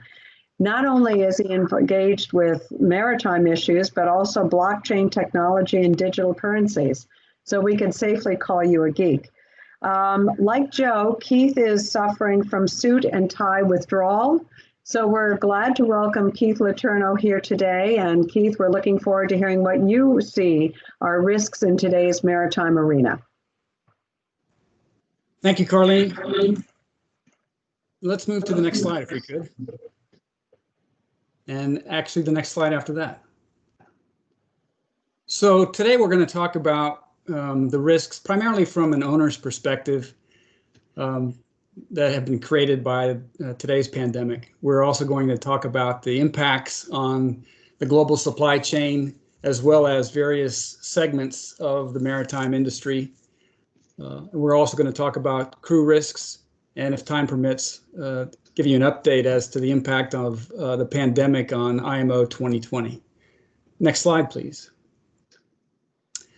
So just to give you a juxtapose, back on March 3rd, we had a NMEPA conference in Houston. And at that point in time, we had 57 cases of coronavirus or COVID-19 in the US, 80,000 worldwide. 79 days later, as opposed to 89 days later, we actually have more than 1.5 million cases in the US and more than 90,000 deaths. So in less than 90 days, we have more deaths in the US due to COVID-19 than we had cases worldwide just 79 days ago. The rise in cases and deaths is and continues to be exponential, and I think we're going to be dealing with it for quite some time. Next slide. So what are the risks? Aside from the myriad risks inherent in operating ships at sea, today's new risks, in my view, break down into three categories: existential, contractual, and operational. And by existential, I mean just that, a threat to the existence of the companies plying the ocean trade. So generally, in terms of global crises, as supply chains contract, marginal operators lacking sufficient liquidity are at the greatest risk. Here, the threats come in the form of delays in operations, delays in payment, slow pays, and loss of revenue stream. It will be essential for operators to shore up cash reserves, negotiate payment deferrals, or restructure debt obligations to ensure there is a sufficient revenue to keep operations running and creditors at bay. The risks also come in the form of contractual clauses that underpin your charters and how the obligations of the parties are allocated therein. Some of the key clauses taking center stage today are force majeure, demurrage, and a new batch of epidemics clauses, and we'll discuss these in turn as we go through. Tanker operators also should consider whether to agree to include storage clauses in their charters. One other type of clause you may wish to consider is one that guarantees payment or provides some form of security in advance of performance. But in this market, it could be that only tanker operators have the leverage to insist on one. And also today's risks involve operational issues, primarily relating to crew changes, crew health issues, and whether required flag state inspections and essential vessel repairs can be carried out with existing travel restrictions. I was very glad to hear about ABS's remote surveys, but still there's going to be issues in terms of flag state compliance and repairs in light of the numerous vessel restrictions that exist. Next slide, please. So if we look at the supply chain, we've just never experienced it on this scale before over such a short period. The Congressional Research Service projects global trade to fall by 13 to 32%, depending upon how bad the downturn is. More than 80 countries have closed borders to arrivals. The first quarter GDP is down by 4.8% in the US, 3.8% in the EU. And the global GDP could be as low as 24% if we extrapolate it all the way through the end of the year at 2% per month decline pursuant to the IMF's view of what they call the Great Lockdown. So actually the global supply chain is in serious distress as we speak. Next slide, please. So let's talk about some of the market segments. Cruise ships have been laid up worldwide. The industry has been devastated by coronavirus. Cruise ships are not operational. They're likely they won't be for many months. The last passengers disembarked over a month ago. The major challenge now is disembarking and repatriating non-essential crew members. Typically, a passenger ship carries between 1,000 and 1,500 crew, of whom about 100 are essential. The travel restrictions imposed by many countries are making it virtually impossible to repatriate these crews. In the US, the CDC's no sail order requires crews to be repatriated by private transportation. No commercial means of travel is allowed, and it also requires an attestation by a senior executive pursuant to 18 USC 1001 that those provisions are being complied with. So enormous problems that are being created on the regulatory front for cruise ships, not to mention on the pandemic front. Cruise lines are taking their vessels out of the U.S. as a result, and we expect that the reentry into the U.S. cruise market is going to be quite challenging in the months and perhaps years ahead. Next slide, please. If we look at car carriers and bulk carriers, both are being adversely affected by pandemic. Wallenius Wilhelmsen has furloughed 2,500 employees and laid up 14 of their ships. Bulk carriers were hit last year by the US-China trade war, which is carried over to 2020. And with the coronavirus outbreak in China, China basically shut down imports of iron ore and coal, which really crippled this industry. So there's been a slow implementation since of the commodities purchased by China under the US-China Phase 1 trade deal. And we're expecting that impact on the commodities trade is going to continue for some time. Next slide, please. And with respect to container ships, the volumes are expected to decline by at least 10%. Moody's has downgraded Maersk. Large operators are laying up ships. Small operators are trying to hold on. Sailing cancellations, also known as blank sailings, are up by over 30%. And there's no bailouts in sight for any of these shipping lines. And primarily that's because they all operate under flags of convenience. None of them are supported by nations like the US or Great Britain or China. Although China does have quite a few of their own, so they may get some form of national subsidy there. Next slide, please. Offshore support vessels have been hit yet again, both by CV as well as the oil price collapse, which was basically engendered by the demand collapsing. Diamond Offshore is now filed for Chapter 11 bankruptcy. Fieldwood Energy is following suit. The majors have cut average spending in the offshore sector by 23%. Global spending on oil field equipment is expected to fall by 21%. The U.S. Gulf has the largest number of OSV layups. So how do you guard against charter insolvency risks and short pays in this market? Well, ideally, you'd have some form of performance guarantee if at all possible, although, again, the leverage to negotiate such a provision may not be possible. But it is a very, very tough market for OSVs at the moment. Next slide. One bright spot, and it's ironic too, are tankers, especially when you think about the oil price collapse. But what's happened is that while demand is down, the inability to store all of the oil that's been produced is creating a tighter market for tankers. In essence, tankers are being used as floating offshore storage facilities.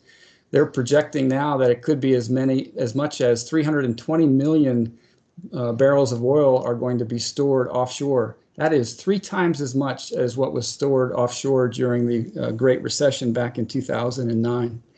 And in the process, tanker freight rates have gone through the roof. We had a WTI sale when it went negative at the end of April. That was a function of the inability to find adequate storage. It could happen at the end of May. Seems slightly less likely now. The prices of oil have gone up, but still there's too much oil. And even though OPEC plus deal is taking effect, that only takes about 10 million barrels out of the market. Demand is down by some 30 million since last year. And the onshore storage capacity is nearing capacity. And plus, we've got a fleet of Saudi tankers loaded with over about 50 million barrels of oil heading to the U.S. So for tanker owners, it's what is known as a virtuous market. They're doing quite well, but they need to be cognizant of the storage clauses and how their vessels are going to be used. The issue is going to be who is going to make the best deal. How long are the storage vessels going to be needed, and how long will those contracts be in place? Next slide, please. Next slide, please. The biggest issue I think that operators are facing now is the issue with respect to crude. There's 1.2 million seafarers aboard a fleet of some 50,000 vessels, but they are being stranded worldwide. There's an estimate of over 40,000 crew members are being unable to travel due to international flight delays, and nations have imposed restrictions in terms of transiting. You know, although seafarers are absolutely critical, they are absolutely essential workers in this environment. They are not being treated as such, in my view. They're being treated, in essence, as security risks and health risks. And if anything can be done to facilitate their movement, it's going to be essential in order to keep crews afloat, keep these vessels moving in commerce. It is a very serious issue. And because there's so many different countries engaging with different regulations impacting restrictions on travel, just trying to sort through this is going to require an international effort. In addition, vessel inspectors and maintenance personnel are facing similar challenges reaching ships worldwide. Next slide, please.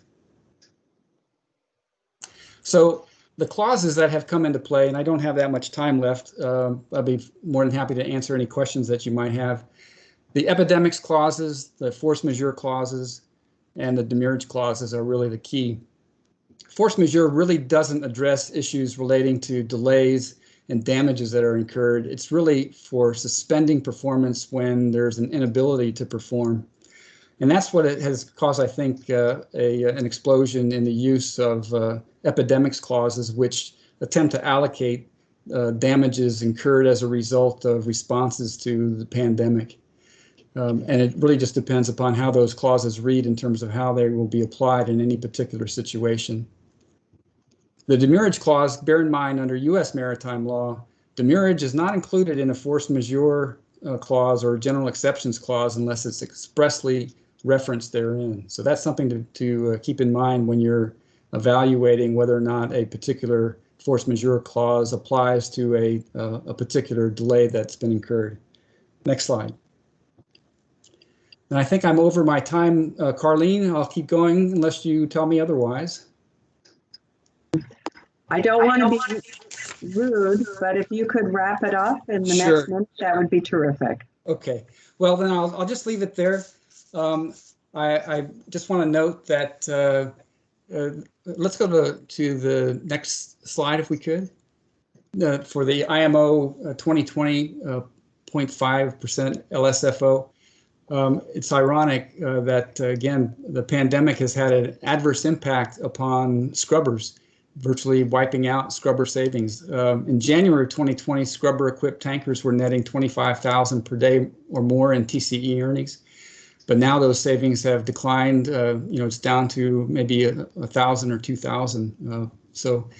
The pandemic has had widespread impact. It's likely to continue for some time. Thank you very much. Thank you very much, Keith. I appreciate that. With the downturn in the market, well, many of the sectors, do you anticipate any reduction in environmental or safety compliance? Well, I certainly hope not, Carlene. But I would imagine that operators are going to be working on the margins. So they're going to be looking to cut costs in any way they possibly can. So it's going to be up to the port state control authorities to make sure that the regulations are being properly implemented and enforced. But I think it's going to be a tough market for many of the maritime segments for quite some time to come. Well, thank you very much. We appreciate that, Keith, and thanks for your overview. Well, ladies and gentlemen, I know that we don't yet have our baseball season, but we do have a doubleheader for you. Today, we're going to be hearing from Captain Stuart Klaproth, who's port captain for Fairfield Chemical Carriers, and he was a master on parcel tankers on worldwide trade before coming ashore 10 years ago as a port captain, and he's responsible for quality control for Fairfield Chemical Carriers, attending all of their ships calling into the U.S. Gulf Coast ports. We also have Steve Kozlowski with us, who's a ship operator with Fairfield Chemical Carriers, and began sailing as an AB tankerman for KC Transportation, working his way up as a second officer aboard an ocean-going ATB. He's been working for Fairfield Chemical Carriers based in Wilton since 2017 and currently operates 5 of their Fairfield Chemical Carrier ships. So, gentlemen, what are an owner's safety concerns today? Hey, Carlene. Hello? We can hear you. Okay.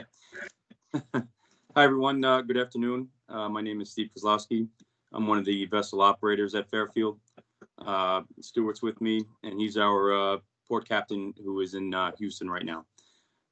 Just real quick, Carlene, thanks for letting us speak today. I just want to talk a little bit about the challenges that our mariners are facing with this current pandemic, the regulatory impacts, and what we at FCC are doing to help. Just a brief couple of bullet points on Fairfield. FCC was established in 1996, and we control a fleet of 41 modern, fully stainless steel chemical tankers. Our headquarters are based in Wilton, Connecticut, and we have offices worldwide, including Singapore, Rotterdam, Houston, and Durban. Fairfield is a privately owned company, family-owned business with 63 years in shipping. And we providing safety and customer service are the cornerstones of the company, and we are managed and staffed by highly experienced, trained professionals. And our strong commitment to the welfare and safety of our mariners, above all else, is the key to success. Next slide, please. It looks a little bit jumbled, but in this slide, we were just going to show some of the ship's trade lanes, which are worldwide, carrying many various types of bulk liquid cargoes. The vessels are sometimes on long voyages, 30 to 40 days at sea in some cases. And our mariners are normally contracted 4 to 6 months, sometimes longer, depending on where the ship is trading. Next slide, please. The factors considered when evaluating the response to COVID, the U.S. relies heavily on efficient and safe shipping to minimize disruptions to supply chains. Safety at sea depends getting these crews changed. Otherwise, these networks will come to a halt. There's a humanitarian issue in getting the crews changed. They cannot stay on board indefinitely. The service periods cannot be extended indefinitely, as this has impacts on the well-being of the ship's crew, and most importantly, this safe ship operations. Next slide, please. Some of the crew change locations that we are seeing are in India and China primarily, but only for Indian and Chinese crew members. And some of the restrictions have eased, though, in the last few weeks. the crew changes are dependent entirely where the ship is trading, and most countries have their own policies with crew changes, especially with international travel. But with the support behind that, we are seeing that there are COVID kits, rapid test kits being supplied to the ships through our technical managers. Some of the things, one of the other things that we're seeing is monetary relief to the ship's crew. There are men and women that are not being able to get home and are stuck on board longer than their contracts allow. So that helps, them and their families. There's a 24-hour counseling support for the mariners. Recently, I discovered this We Care Bulletin, which is an excellent program that's allowing the mariners to basically be in touch with what's happening at shore. And it's difficult enough being away from their families. And so we're doing everything we can and our tech managers to have our seafarers connect to their families, sharing their stories, their photographs, artwork. I believe somebody mentioned earlier, Carlene, maybe that NAPA is getting involved with something like this, which we would, of course, like to as well. But me personally and the other operators and the students, we are extra engaged with the ships, to the attention of the ships, especially carrying dangerous products, such as the styrene monomer or acrylonitrile, an example. We are paying very close attention to the movements, the weather routing, import operations, and our goal is to, if we protect the crew, we protect the environment. FCC is currently sending care packages to the ships in some cases. We're having ship visits, and we're making sure that the crew are well rested. And on a personal level, I talk to the masters almost every day to see how they're doing, to check the pulse of the crew. Next slide, please. With that, I'd like to turn this over to Captain Stewart, and if you'd like to say a few words from here. Thank you. Okay, thank you very much, Steve. While Steve is based in Wilton, Connecticut, dealing primarily with the ship managers, I'm based down here in Houston, visiting all of our ships calling ports in the U.S. Gulf Coast. Pictured in the slide is the header from the IMO circular letter from May 5th, which gives recommendations to governments and national authorities. Those recommendations are to recognize seafarers as key workers. Somebody else mentioned it in one of the earlier presentations.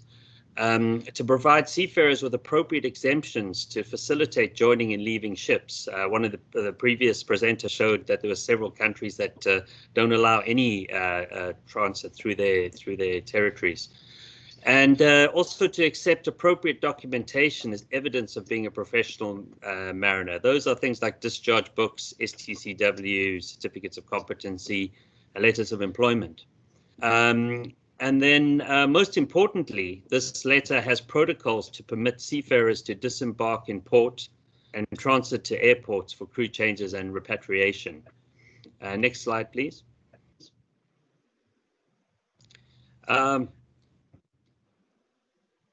We encourage you all to go to the link in our presentation to see and read the full document and see the framework of protocols. This presentation will be posted to the NMEPA website after this conference. Next slide, please.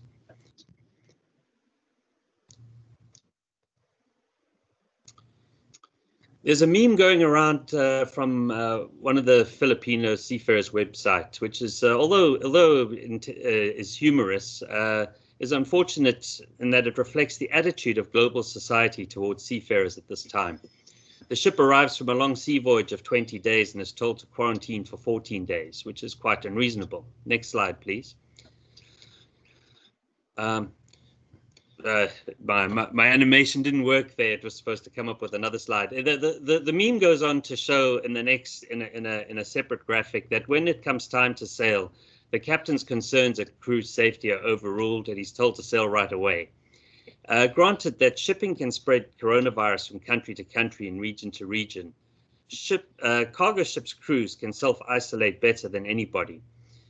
We accept that crews present a risk to the community, but very often we from ashore present a greater risk to the ship's crews than they do to us. What to expect when coming on board? Our ships now have all the COVID procedures written into the ship's ISM code safety management system. These are all pragmatic requirements that we see in the everyday world now. Wearing a face mask, sanitizing your hands, wearing of gloves, and limiting movement around the ship. Coming on board, you'll also be asked to fill out a health declaration at the gangway. Pre-transfer meetings on tankers are often held outdoors now. In the photos, that was from a ship visit that I went on board recently. There was a separate entrance to the deck office. There was a separate hand wash basin in the deck office. A separate restroom was provided for shore personnel only. And the actual deck office cargo control room was separated by a plastic shower curtain arrangement, which further increased social distancing. Next slide, please. We also try and think outside the box with respect to improving social distancing. The ABS presenter showed remote surveys, and recently we were worked with one of our customers to approve the loading of ethanol in Texas City without a cargo surveyor in attendance. Using modern technology and data transmission, the crew were able to transmit quality and quantity data ashore. Pictured is our ship with a spectrometer on the right. Being held is the densimeter, measuring the densities of the cargo, and then conductivity and pH meters. That photo was taken inside the ship's onboard laboratory. Next slide, please. Then, of course, when things don't go as planned, recently there was a cry for help from one of our ships. They hadn't received their slop chest stores, toothpaste, shampoo, deodorant, Pringles, candy bars. The ship was about to embark on a 2-week ocean passage from Freeport, Texas to Spain. It was quite dire, but basically they were down to their last few tubes of toothpaste, to the point where people were starting to share toothpaste tubes, which is not ideal when given the current health crisis. Next slide, please. With Fairfield's management approval, and as I was visiting the ship anyway, I swung by the local Walmart and loaded a shopping cart with some essential supplies. That's the photo on the left. The photo on the right, shortly after sailing, the chief officer sent me the photo where they just held a safety meeting, and after the meeting, the supplies were distributed to the crew. Note the collage being held up by the happy, smiling crew. I can tell you there weren't many smiles when I came on board on board the first time. Next slide, please. So this slide is a close-up of the cruise collage, and basically what they made there in their artwork is thank you to FCC for essential items to seafarers during COVID-19. FCC ensuring safe voyage. Hands fighting with COVID-19 and making all possibilities to move the world's economy. Next slide, please. And we thank you for your attention. Yes, thank you. Well, thank you both very much. What a wonderful double header you provided us.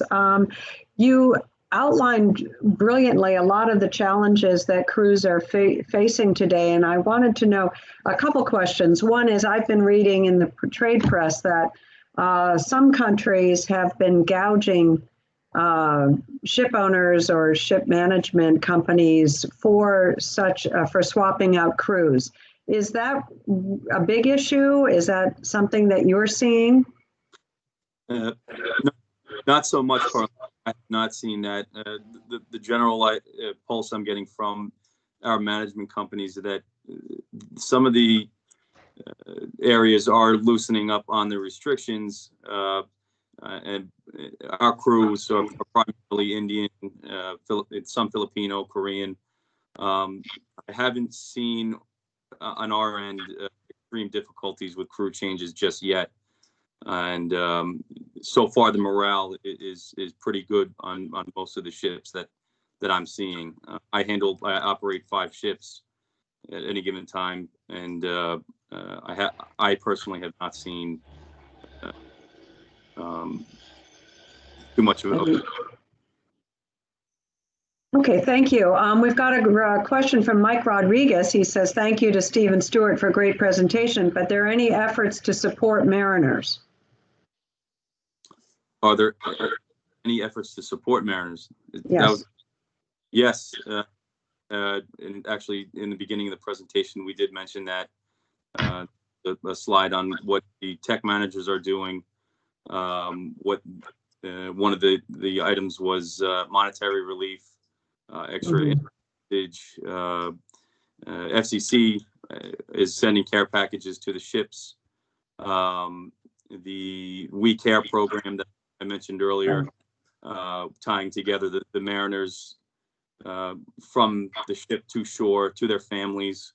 We're trying to make make them as comfortable as possible in any way we can. Okay, thank you. And what about those mariners who are unable to join their ships? If the mariners are not able to get to the ship, unfortunately, it depends on the relief on which if it's a crew or a crew member or officer. It depends on where the ship is trading. Stuart, have you seen anything down by you or in Houston with that? Yeah, I think basically when they get paid on board, how their contracts are structured is that they get their leave pay pretty much when they sign off. So really, they don't get paid. They're not full-time employees with us. Once their contract ends, they take all their cash, including their vacation money, and they've really got to live off that. They tend to be in the countries where they come from. They tend to be amongst the officers tend to be amongst the kind of upper middle class, if it were. But it's the ratings and the crew will certainly be suffering the effects of this. Well, gentlemen, thank you very much for such an illuminating presentation, and thank you for the efforts that FCC is making on behalf of its crew. Yes, thank you. Thanks for having us, Carlene. Of course. Well, our last speaker before we turn over our program over to the Coast Guard is the Reverend Marsh Dregge, who is the president of NAMA, which is the North American Maritime Ministry Association. Marsh is also the executive director of Seafarers International House in New York City. And I want you to know they've got an 84-room guest house, which provides a well-priced accommodations. If you happen to be in New York and you're looking for a well-priced accommodation on the east side, you've got an opportunity there in New York City's Union Square. Marsh is also a member of our NMEPA board because we have a slated seat for the president of NAMA, because our work as NMEPA would not be able to reach the mariner as effectively without the port chaplain members of NAMA. So Marsh, thank you for joining us today, and we look forward to hearing how the NAMA and the port chaplaincy community is supporting the mariner. Thank you, Carlene. Hope you can all hear me. Just a little bit of a postscript on your invitation to our guest house. Yes, we are still housing seafarers in Manhattan, but not at our guest house, because our guest house right now is dedicated towards helping COVID victims recover. So the germs in there are a little bit heavy, but we have relocated our seafarers accommodations to another Midtown hotel, and if anybody does need accommodations, that is still a possibility. So this is an interesting time, right? To be working with seafarers. I've come before the Safety at Sea folks for a couple of years now to try to interpret and to try to channel what seafarers are experiencing, especially emotionally, psychologically, and spiritually. And who would have thought a year ago, 2 years ago, that we would all have tremendous now empathy, heightened sympathy for these seafarers, because we too know what it's like to be stranded. We know what it's like to be quarantined, to be isolated, to be deprived of social interaction. We are also very familiar with uncertainty and with unsettlement. And so probably one of the silver linings of this pandemic is, as one of our chaplains expressed the other day, that it is now possible more than ever to share and to understand what seafarers go through all the time, not just during the pandemic or during COVID-19, but what they go through all the time, year in and year out. Although with the pandemic, this sort of deprivation and isolation and lack of agency has gone on steroids, as we say. Many of them, as Stuart and Stephen pointed out, and Keith before them, it's kind of a neat organic line here that it is really difficult for seafarers right now to not be able to switch out of their contracts. They're feeling trapped. And yet, the irony is that many of those are being paid, of course, unlike the cruise ship folks that are not, or many of them are not. So it's really a world of haves and have-nots, a world of too much and not enough. Definitely, I liked how Stuart and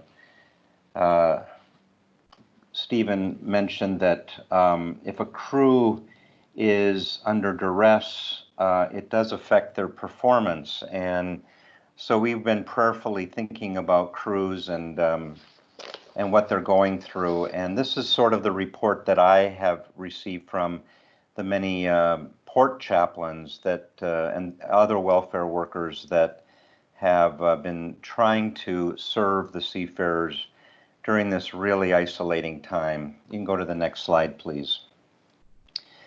Of course, this is indicating where the port restrictions are worldwide. This is a moving target. It changes all the time. But we know that in a normal month, approximately 100,000 seafarers leave their ships and are replaced by others. But most of these rotations have been canceled now or postponed. It is estimated that 150,000 seafarers are currently waiting to go home. What we see in North America is a lot of ships that are coming in are still, doing the trade that keeps our economy going. But as others have mentioned, seafarers are not able to get off ship. They are, I like the picture of Stuart and bringing supplies on ship. Some of our port chaplains are able to do that with the proper PPE, but a lot of our port chaplains have been restrained from going on ships. And that's because there's so many of these restrictions. You can go to the next slide. A couple of people have referenced this IMO recommended framework for protocols. It's just, it was on the fast track and it was just put through very quickly. And I think May 5th is a date of this letter. It still remains to be seen how much this can be put into actual action. Because there are so many moving pieces in this industry, of course. Each country is a little different. Every port is a little bit different. We've been hearing a lot about, the situation in the Philippines, where about a quarter of all seafarers come from. There are those who are working and have been working for up to 14 months now without break. And they are making a living. But what about the other 100,000 or so around the world that are waiting to replace them?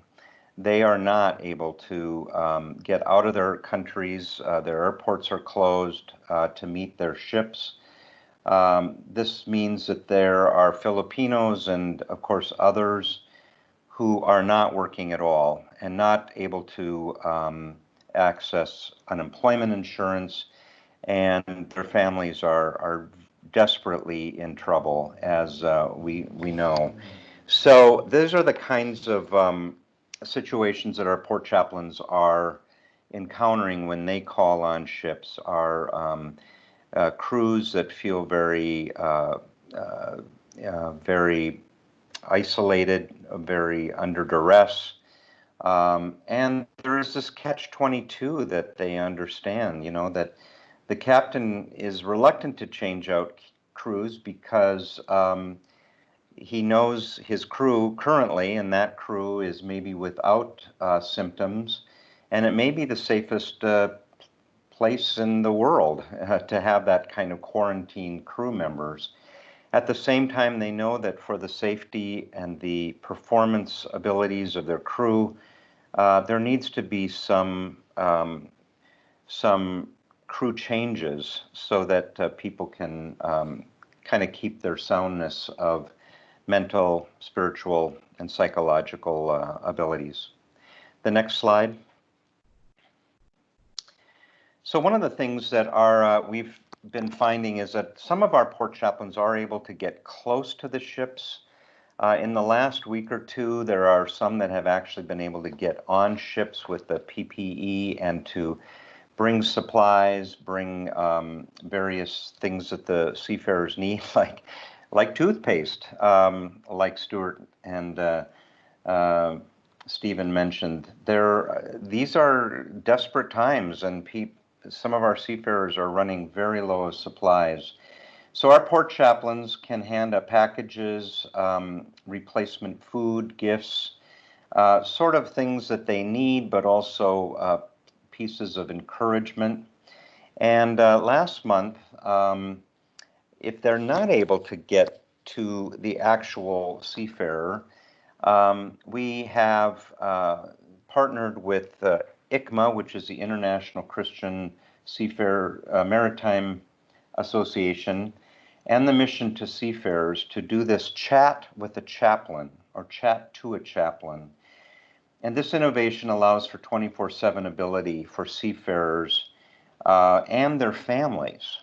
It's available to families as well to reach a port chaplain 24 hours a day, 7 days a week, to just chat or to commiserate or to let them know where they are at. And we are glad for this quick rollout of this particular option.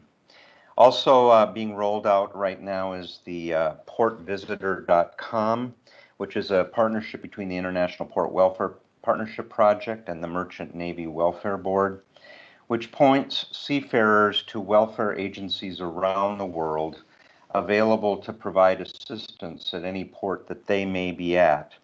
Now, a port that they may be at may not allow an on-board visit or even a gangway visit, but it will point out what the status of that particular port is and what sort of options there are for them to connect with people at that port.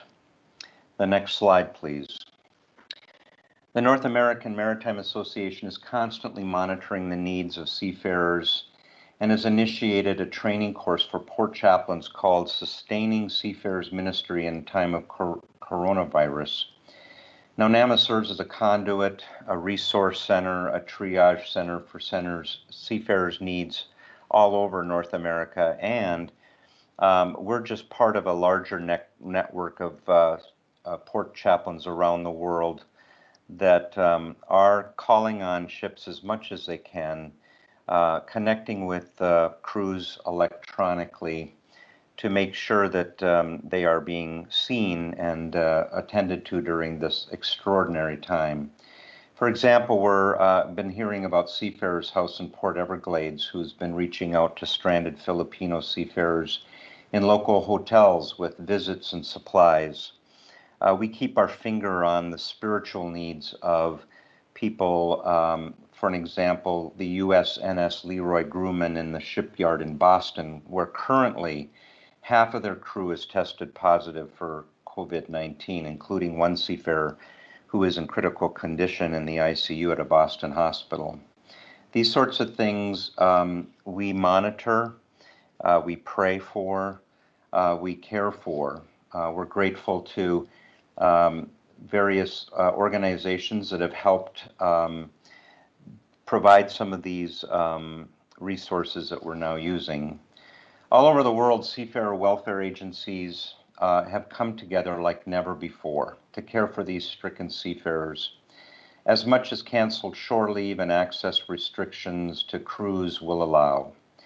What the virus has not canceled and can never cancel is the overreaching care, concern, prayers that have obviously been represented by the entire maritime industry during this time, knowing that caring for our seafarers and our crews are absolutely bedrock to the success of this whole industry. And our 2,000 port chaplains around the world who daily care for those 1.5 million seafarers is a sure and certain reminder of that. So I say during this difficult time, may God continue to bless this maritime industry who is indeed working together with the seafarers who serve us so nobly to care for all of these seafarers during this incredible time with strength and health and resilience. Thank you. Thank you very much, Marsh. That was a really wonderfully powerful opportunity to think about ways in which we can all participate in supporting our mariners. Out of curiosity, what is the mechanism for chaplains to liaise with ship owners to bring supplies to ships? Well, I think that they mostly work through local agents. Many of our port chaplains have a relationship already with many ships that are coming in, and through phone, through email, they can determine what sort of needs there are, and they can address it that way. Okay. And I guess another question I had was, we have all realized the importance of digitalization and communication during this COVID epidemic. Do you think that this time, this event will increase mariner access to onboard communications? In other words, it'll be more open to them to communicate with their loved ones back home? Yeah, we've been encouraged by the amount of email that has been and Wi-Fi that's been provided during this time. That's absolutely essential, of course, to encourage that sort of thing. But I also think that there's going to be a little uptick in the kind of electronic conversation that we have between seafarer welfare workers and the seafarers too. Just that kind of connection. Nothing replaces a face-to-face, person-to-person kind of interaction. What we call ministry of presence is still very important, but that presence is being redefined throughout this epidemic. Okay. Well, thank you so much. And we're very happy that you could share with us some of the experiences that port chaplains have had regarding the condition of the mariner and their needs. So thank you for bringing that forward. Well, speaking of needs, I just want to remind everyone that NMEPA would really appreciate any donations that you can see your way clear to sending our way, either by texting Save Our Seas or visiting our website to donate. We're very appreciative of all of that. It's been an interesting time that we have been engaging in all of our activities, where we have launched our parent survival series, and I hope all of you benefited from that. We've also launched our Change One Habit, Change the World series, and we're working on our World Oceans Day presentations that are going to be coming forward on June 8th, which is World Oceans Day. And we're developing more education materials to be distributed through the community. And one of the relationships I did want to highlight is NMEPA's role as your representatives to the general public. In many cases, we bemoan the fact that our image. Well, NMEPA is in the public arena talking about the contributions that the maritime industry makes to society's general welfare. We are continually sharing the message of 90% of the world's goods and energy travel by ship, and try to put a face on what many consider to be our faceless industry. So by supporting our work in the field, we act as extensions of your HR department or your community relations department, because we can bring the message of the maritime industry's value, our value proposition, to the general public. And that's a lot of the work that we do. In addition, we are able to provide fora like this. Generally, it's in person, but we certainly have been delighted to have had this virtual opportunity to gather together today.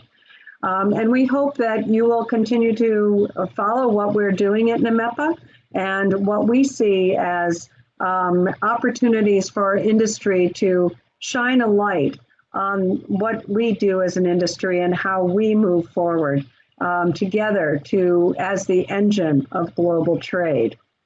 So in terms of a wrap up, I think all of you will agree that we've covered a broad spectrum of safety at sea, starting out with Admiral Timmy, who was able to give us his observations on what is important to the Coast Guard in today's changing world, and what safety actions they're pursuing, as well as some of the work that they've been doing on the COVID front. We then moved on with the ABS and learning about how ABS is continuing to support the maritime industry, adapting to the restrictions that we have today imposed upon us by the COVID epidemic and the new normal or remote working. And Cynthia Hudson was able to share with us, with this increased utilization of digital tools, how does that increase our risk for cybersecurity, and what can we do to harden up our cyber assets to reduce and mitigate that risk? We also heard from a couple of ship owners about what challenges they're facing, and Clint Webb certainly showed us not just how they are managing their mariners, but how they're addressing in the public fashion, being a publicly traded company, the communication of the environmental, social, and governance that is so important in today's investor community, but also not just looking at the shareholder, but looking at all of the stakeholders in the maritime arena. Joe Hughes, thank you very much for your overview of piracy in 2020. Not just by providing us with an overview to give us the context, but sharing with us what's happening today and what we need to do as an industry in order to both protect ourselves and also try to mitigate those impacts. And Keith Letourneau from Blank Realm, thank you for your overview of the industry and where the pockets of strength are and where the pockets of weaknesses are. And hopefully those pockets of weaknesses will not result in any changes in compliance measures on either the environmental or on the safety front.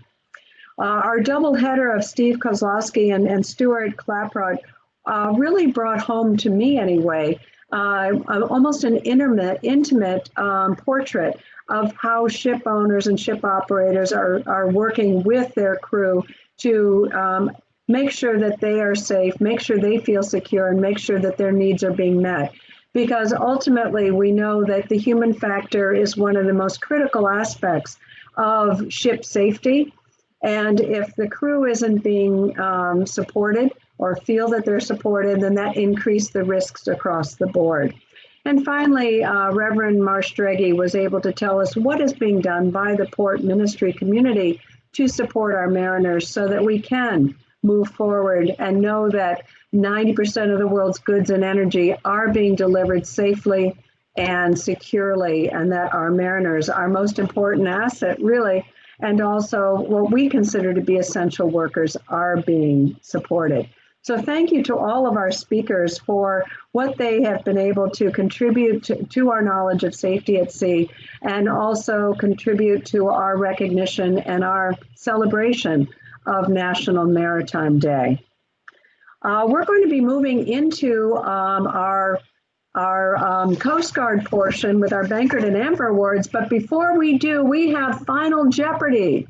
Many of you have been participating in our first round of Jeopardy and our Double Jeopardy, but now here is Final Jeopardy, which will determine the winners of NMEPA's Jeopardy game today. And this final question, worth 3 points, is: in what year was the first successful submarine built? And I'm guessing that most of you are going to Google right now in order to find the answer for somebody's already pulled that in. Steve Baumgartner, you are fast on the trigger. Well, without any further ado, it is my distinct honor and great, great pleasure to introduce Admiral Charles Ray, Charlie Ray, who's the Vice Commandant of the United States Coast Guard. Charlie became the Vice Commandant 2 years ago, and as such, he is responsible for executing the Commandant's strategic intent and managing the internal organizational governance of the United States Coast Guard. Prior to becoming Vice Commandant, Admiral Ray was the Pacific Area Commander, and before that, the Deputy Pacific Area Commander, and before that, the 14th Coast Guard District Commander. But I'm curious to know, how did a native of Newport, Arkansas, end up in the Coast Guard?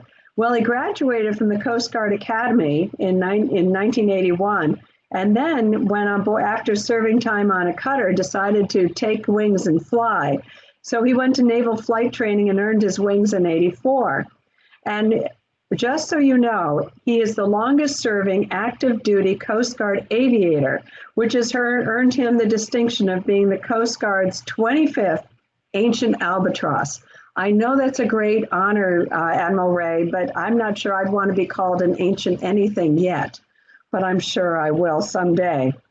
But above all, I want to speak from the heart and say that Admiral Ray always demonstrates the humanity of our Coast Guard.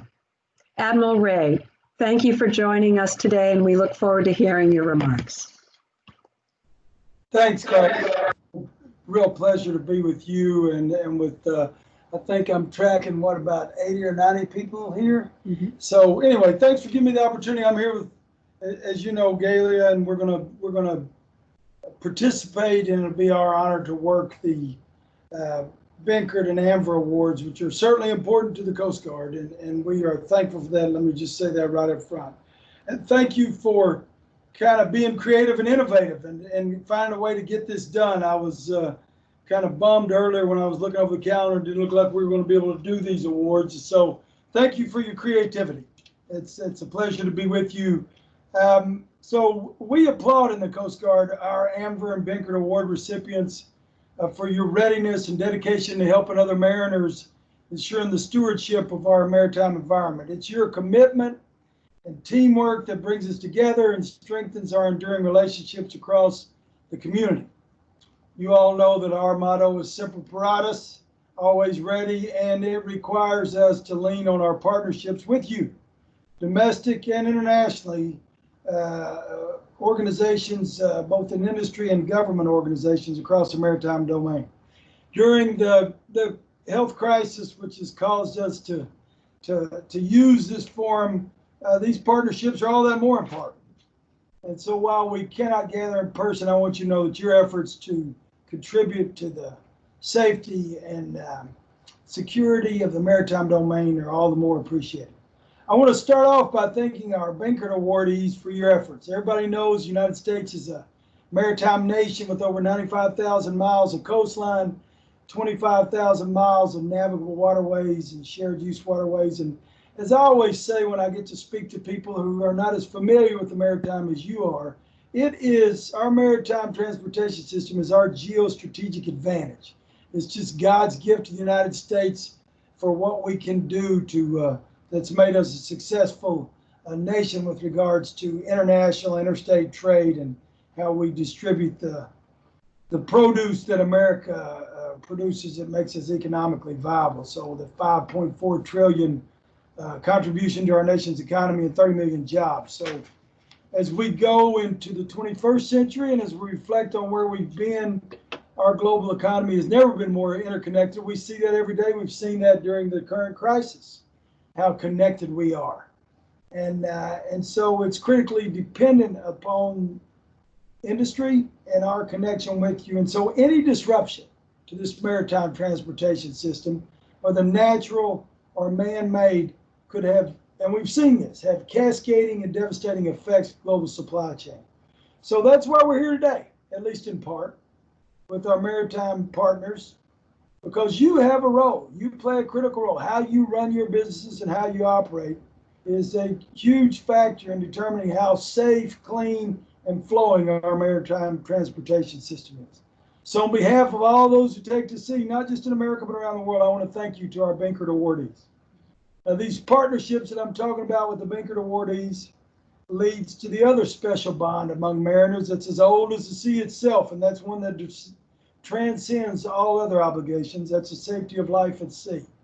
And I've personally talked to many AMVER awardee captains and crews and have just been awed by their contributions and selfless services. So AMVER, I think, reflects a long-standing tradition and what's the very best of mariners. And this unique ability of the AMVER system to provide real-time ship positions as a former 14th District Commander, it's had a huge part of the Pacific Ocean to cover.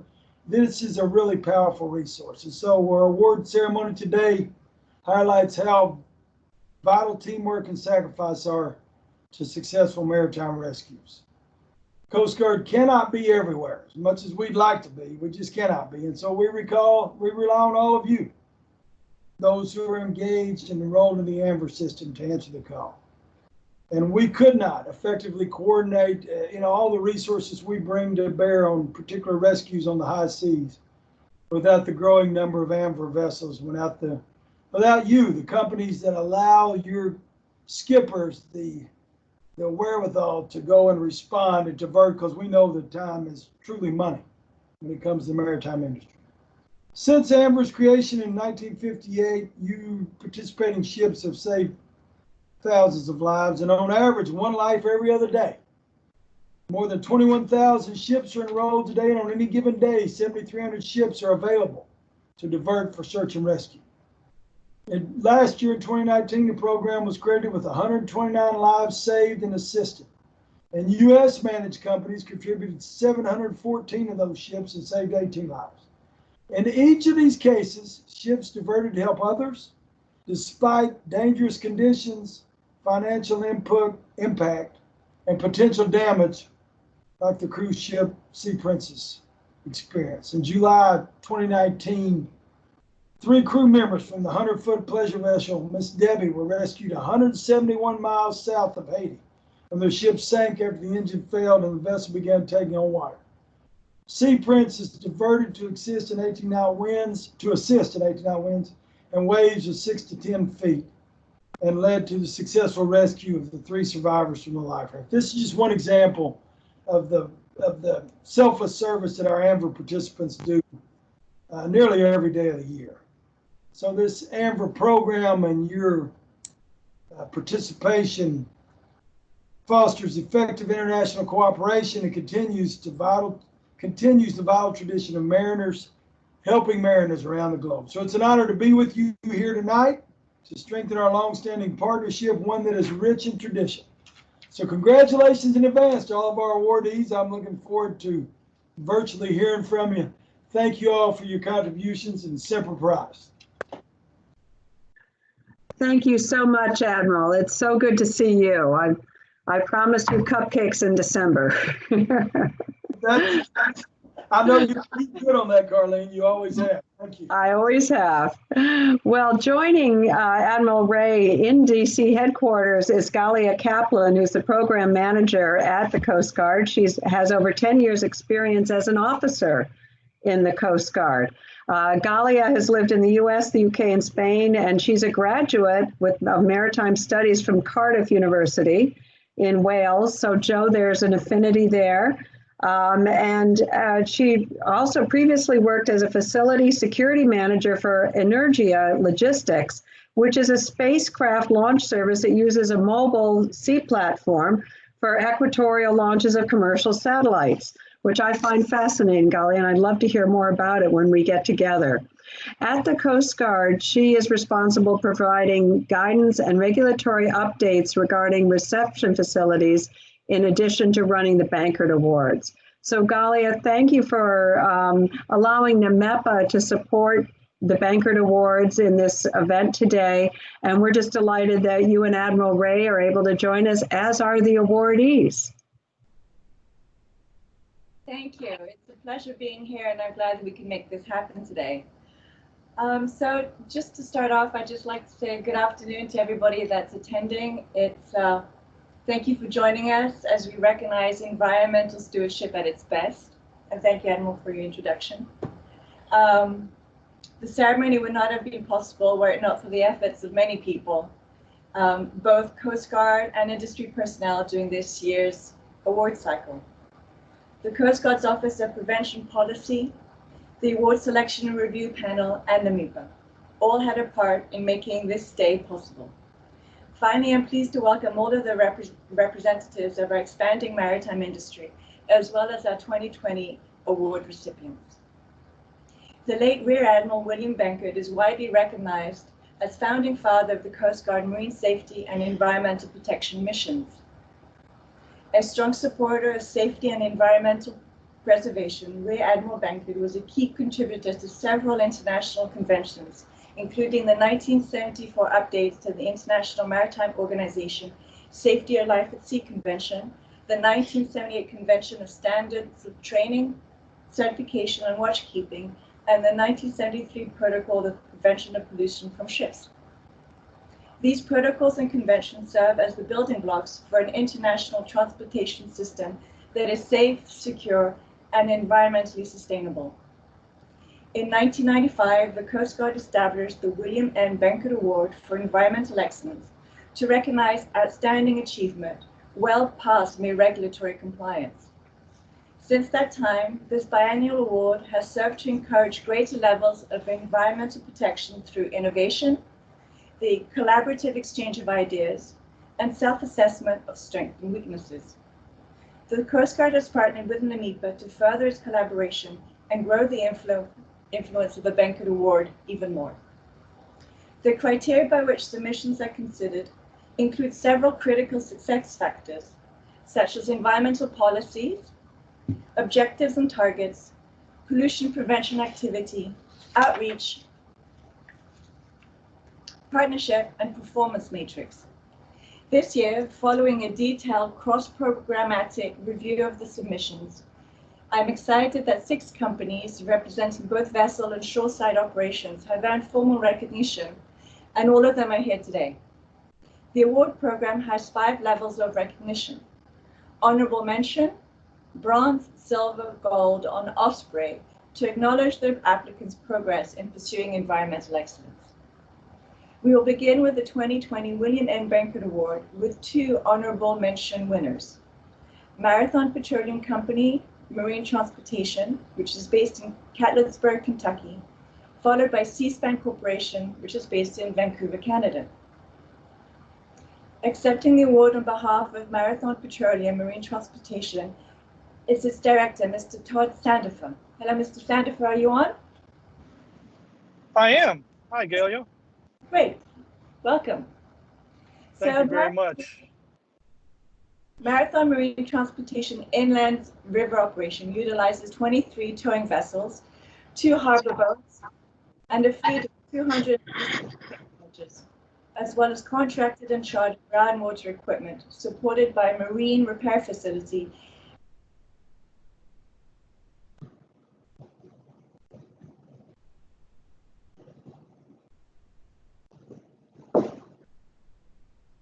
an organization to identify and control the environmental impacts of its activities, products, or services, and improve its environmental performance continually.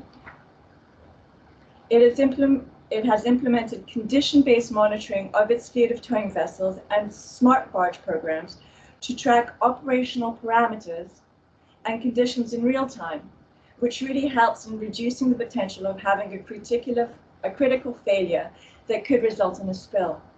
So thank you for your organization's dedication to pollution prevention. Over to you, sir. Mr. Sandiford?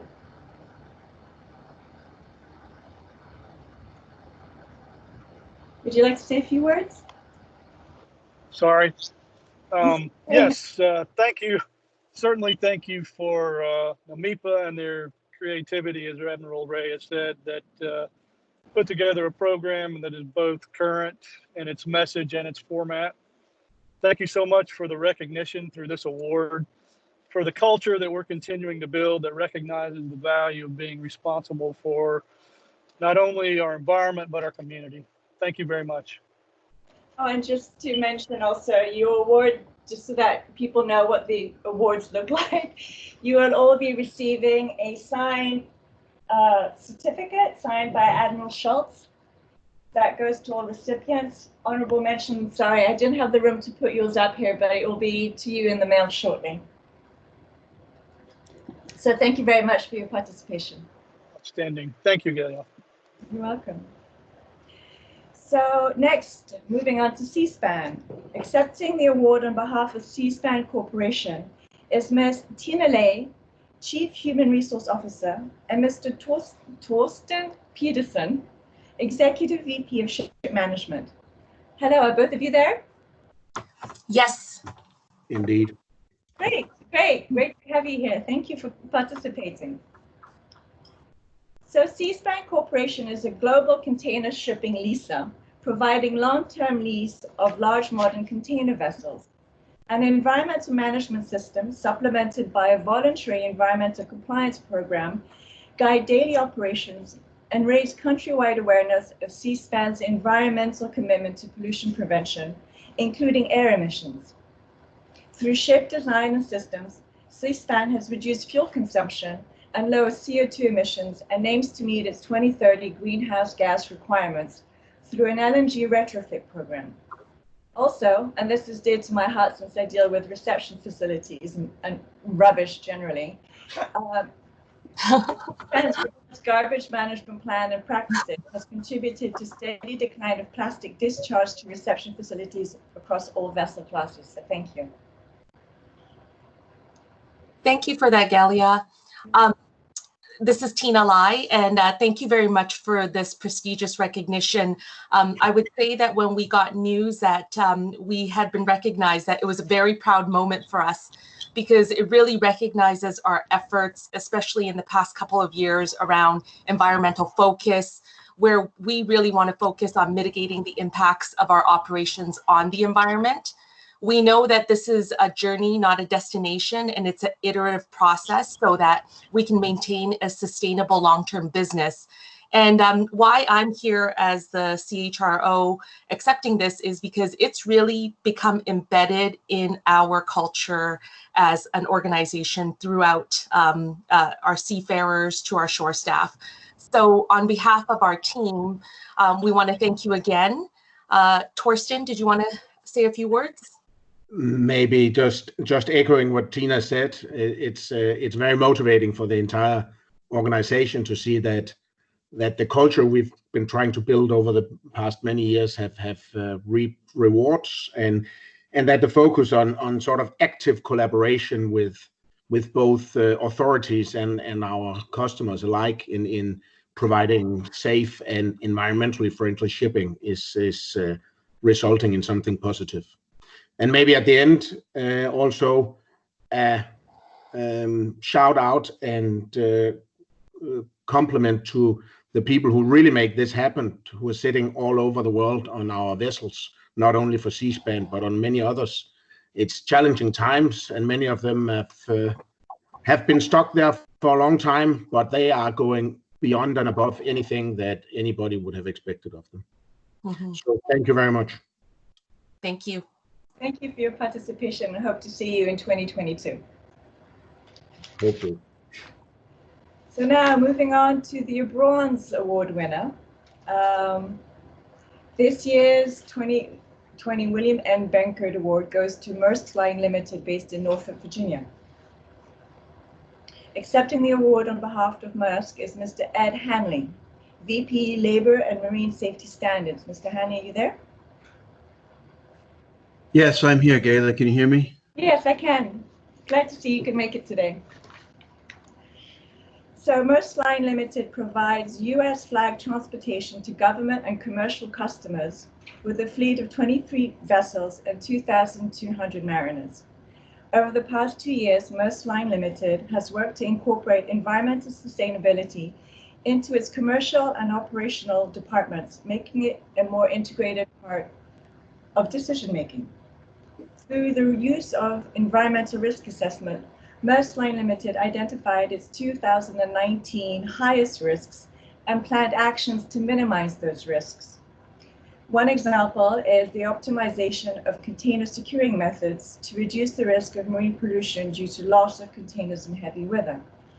Working towards the goals of zero CO2 emissions, Maersk Line Limited achieved reductions through technical retrofits and improving planning and optimization of networks, and introduced a bunker crusade program where anyone involved in moving goods from one port to another can chase ways to improve efficiencies and drive out waste in the use and purchase of bunker fuels. Thank you, Maersk Line Limited, for participating in this year's award. Thank you, Gayla, and thank you, Admiral Ray. And congratulations to all the nominees and fellow recipients. We are very excited and proud to receive this august recognition for our environmental and sustainability efforts.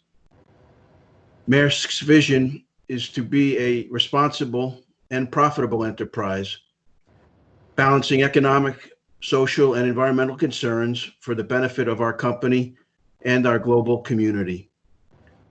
We aim to make the pursuit of solutions that contribute to a better world a fundamental part of how we do business, firmly embedding environmental sustainability into our processes and customer offerings for years to come.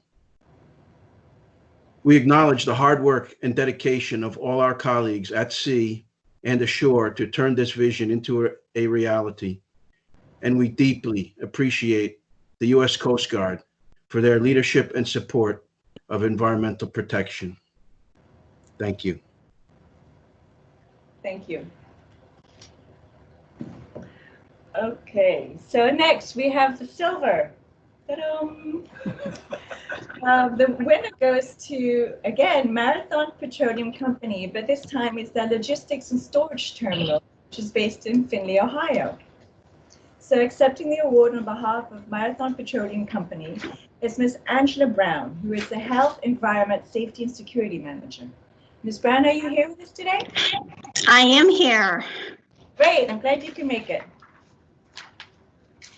So, Logistics and Storage Terminals is a midstream component of Marathon Petroleum Company with 32 waterfront terminals, including 20 light product terminals and 12 asphalt terminals. With over 350 employees supporting operations and committed to implementing the RC 4001 Environmental Management System and a plan, do, check, adjust risk management process. One of Logistics and Storage's 2018-2019 risks was determined to be spills to water. To mitigate this risk, Logistics and Storage installed spray-proof flange wraps, that's a bit of a mouthful, where flanges hang over the edge of the dock. They also relocated underwater flanges and removed stress through hose connections. To prevent air emissions, Logistics and Storage's optical gas imaging system ensures all terminals are checked for vapor leaks. A series of scans taken in 2018 and 2019 using forward-looking infrared cameras allowed technicians on site to repair leaking seals. Together with latest information, data analyzing leading indicators to prevent severe releases, these investments represented the commitment Marathon Logistics and Storage has to stewardship. Your company's dedication to enhancement of environmental programs, such as developing wildlife habitats and company property, supporting local community environmental activities, and various regulatory trainings, stand out as evidence of Marathon's strong commitment to environmental awareness.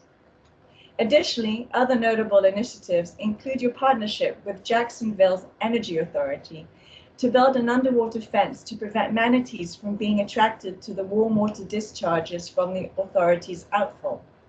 So thank you, Marathon Petroleum Company Logistics and Storage Terminal, for your contribution this year. Thank you, Emma Ray, Captain Claire, Ms. Kaplan, and the Ward Committee for honoring Marathon Petroleum Company's terminal organization with the Rear Admiral Benkert Award. I am honored to receive this award on behalf of the entire organization, especially for our 40 dock terminals coast to coast. We remain dedicated to providing the nation with transportation fuels while maintaining excellence in our operations. We are humbled by your recognition and thank the Coast Guard for reviewing the awards and NAMEPA for hosting the ceremony. Fair winds and following seas to you, Admiral Ray, and the entire committee. Thank you. Thank you. Thanks. So now I'm moving on to present the gold winner. And that goes to Alaska Pipeline Services, the Valdez Marine Terminal, and its Ship Escort Response Vessel System that I'll shorten and just call SERVS. Accepting the award on behalf of Alaska SERVS and the Valdez Marine Terminal is Ms. Betsy Hines, Alaska Senior VP of Operations and Maintenance. Hello, Ms. Hines, are you there? I am here. Can you hear me? Yes, we can hear you. Perfect. So Alaska was formed in 1970 to support the Trans-Alaskan Pipeline System, which moves approximately 18 million barrels of Alaska North Slope crude to Prudhoe Bay, Valdez Marine Terminal, designed for holding and loading crude oil onto tankers. The Valdez Marine Terminal consists of 14 storage tanks, 2 loading berths, a ballast water treatment plant, and a power plant. Ship Escort Response Vessel System was created in 1989 to provide spill response and preparedness capabilities to Alaska and the Alaska crude oil shipping companies operating in the Prince William Sound. SERVS provides 24/365 oil spill response and tug escorts to tankers. This service recently transitioned from Crowley to Edison West offshore with a fleet of 14 new vessels, increasing fleet power, capabilities, and designed to minimize worker safety risks. Upgrades to SERVS fleet of vessels includes infrared and digital radar signaling processing systems, which improves detections of ice and spilled oil on water. SERVS provides training and outreach to over 1,500 fishing vessel captains and crew in Prince William Sound as part of the Vessel of Opportunity program, which has become an integral part of Alaska's response readiness. Noteworthy accomplishments are the long-term environmental monitoring program and management systems implemented by Alaska. The environmental management system compiles historical and current data and allows for informed decision-making on changes to standard operating practices and infrastructure investments. Their long-term environmental monitoring programs document any effects of the treated ballast water and other permitted discharge from the Valdez Marine Terminal. The program also evaluates potential impacts of permitted discharges and potential spills.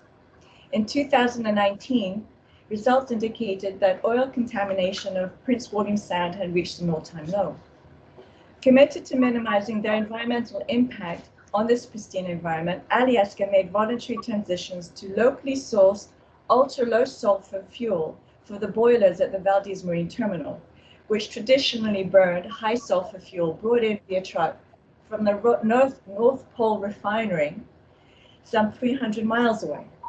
This ultra-low sulfur fuel obtained 5 miles away significantly reduces the risks of accidents and spills and improves air quality all around.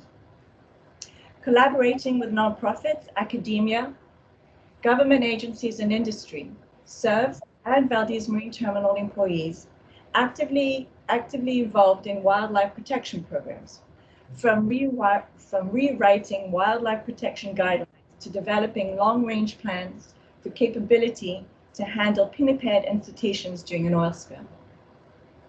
Alaska is also testing the use of beyond visual line of sight flight drones to improve their ability to operate safely and better protect Alaska's environment. Thank you, Alaska SERV and Valdez Marine Terminal, for your contribution this year.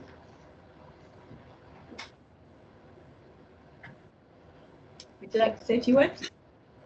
Yes, I would like to say thank you, Admiral Ray. I believe that you came to Alaska at one point and saw the Trans-Alaska Pipeline. And to Ms. Kaplan, it is a huge honor to participate not only in the Benkert Awards, but to be selected for such a huge honor with the gold level award. The program that we have here at Alaska, of course, involves so many of the players that you described in your comments, and thank you for that. From all the folks at Alaska who operate on behalf of our owners, to our owner companies, to our marine owners, to our operator in SERVs, to our new Edison West operator, and Prior Crowley. It is a journey, as all of us know, and years of hard work and continued learning to improve the environment in which we work in. And as you all know, with thousands of miles of coastland, it's a precious environment in Alaska, and a real balance with the communities with which we live and also work around. And so with values that are closely aligned to the peoples of Alaska and its communities, we take the stewardship very, very strongly and personally. And I would just like to say thank you again to all of the folks that are within our company that make this possible. And we just look forward to continuing to operate with the environmental standards at the highest level in the marine community, and use that technology to help out in our future. And with that, I'll close my comments. Thank you so much for participating. I look forward to maybe going out to Alaska sometime soon. I had trips planned out there, but they got canceled. So. Yeah, well, we would love to have you. There's not many tourists right now. Yeah, perfect time to go, right? We get a little break on this current conditions, maybe I'll come back for a visit too, Miss Haynes. I always love to come up there. We would love to have you come back. Thank you. Thank you. So now the Osprey winner is reserved for an organization that not only scores at the top of the criteria, but clearly stands above the field. This year's competition yielded one such operator, Alaska Maritime Prevention and Response Network, based in Anchorage, Alaska. Accepting the award on behalf of Alaska Maritime Prevention and Response Network is Mr. Buddy Custard, President and CEO. Hello, Mr. Custard. Are you here with us today? Kelly, Admiral, yes, I am. Thank you. Great. Nice to have you here. So established in 2011, the network is an industry-funded nonprofit corporation. The mission statement is to assist vessel owners and operators be in compliance with U.S. oil pollution prevention regulations and protect mariners and the Alaska marine environment. The network created, sourced, and continuously funded a dedicated 24/7 staff monitoring center operated by the Marine Exchange of Alaska that provides timely and accurate information on our participating vessels' location and operating status to give the network enhanced maritime domain awareness. Knowing the exact location of the vessel combined with immediate notification of a problem or potential problem allows the vessel owner-operator the maximum amount of time to provide the required resources to correct the problem, further supporting the virtual safety net provided by the Automatic Identification System known as AIS. The network has funded expansion of the terrestrial AIS sites in western and south central Alaska to enhance the capabilities of the system, as well as to transmit weather and safety information to vessels over the AIS network. Due to severe weather conditions and safety concerns, vessel masters may wish to deviate from established routing. The network facilitates the timely review and approval of such deviations, allowing enhanced maritime domain awareness when large vessels operate closer to shore. Early detection of a marine casualty or distress is critical in minimizing loss of life, the consequence of an oil spill, the loss of a vessel, and its cargo. As a risk reduction measure to provide more timely response to an impending incident and enhance maritime safety, the network establishes vessel routing measures. The routing measures developed by the network were precursors to the areas to be avoided adopted by the International Maritime Organization for the Aleutian Island archipelago. These routes keep the vessel farther offshore until necessary to transit approved passes through the Aleutian Islands or to enter an Alaskan port. Keeping vessels farther offshore provides more time for early detection of vessels in distress. The network is also spearheading and funding an initiative to develop and test a large vessel sea arrestor. Through collaboration of a project team, the goal is to design a sea arrestor system suitable for use on over 300-meter ocean-going vessels in a free drift state in gale force weather conditions. The purpose of the sea arrestor is to slow the drift of the ship by at least 50% and help maintain the ship direction into the wind.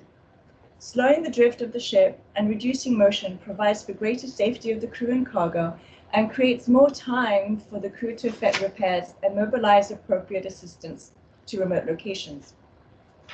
Over the past 4 years, to promote its mission, the network has consistently implemented a variety of initiatives to provide outreach for education awareness and to develop strategic relationships.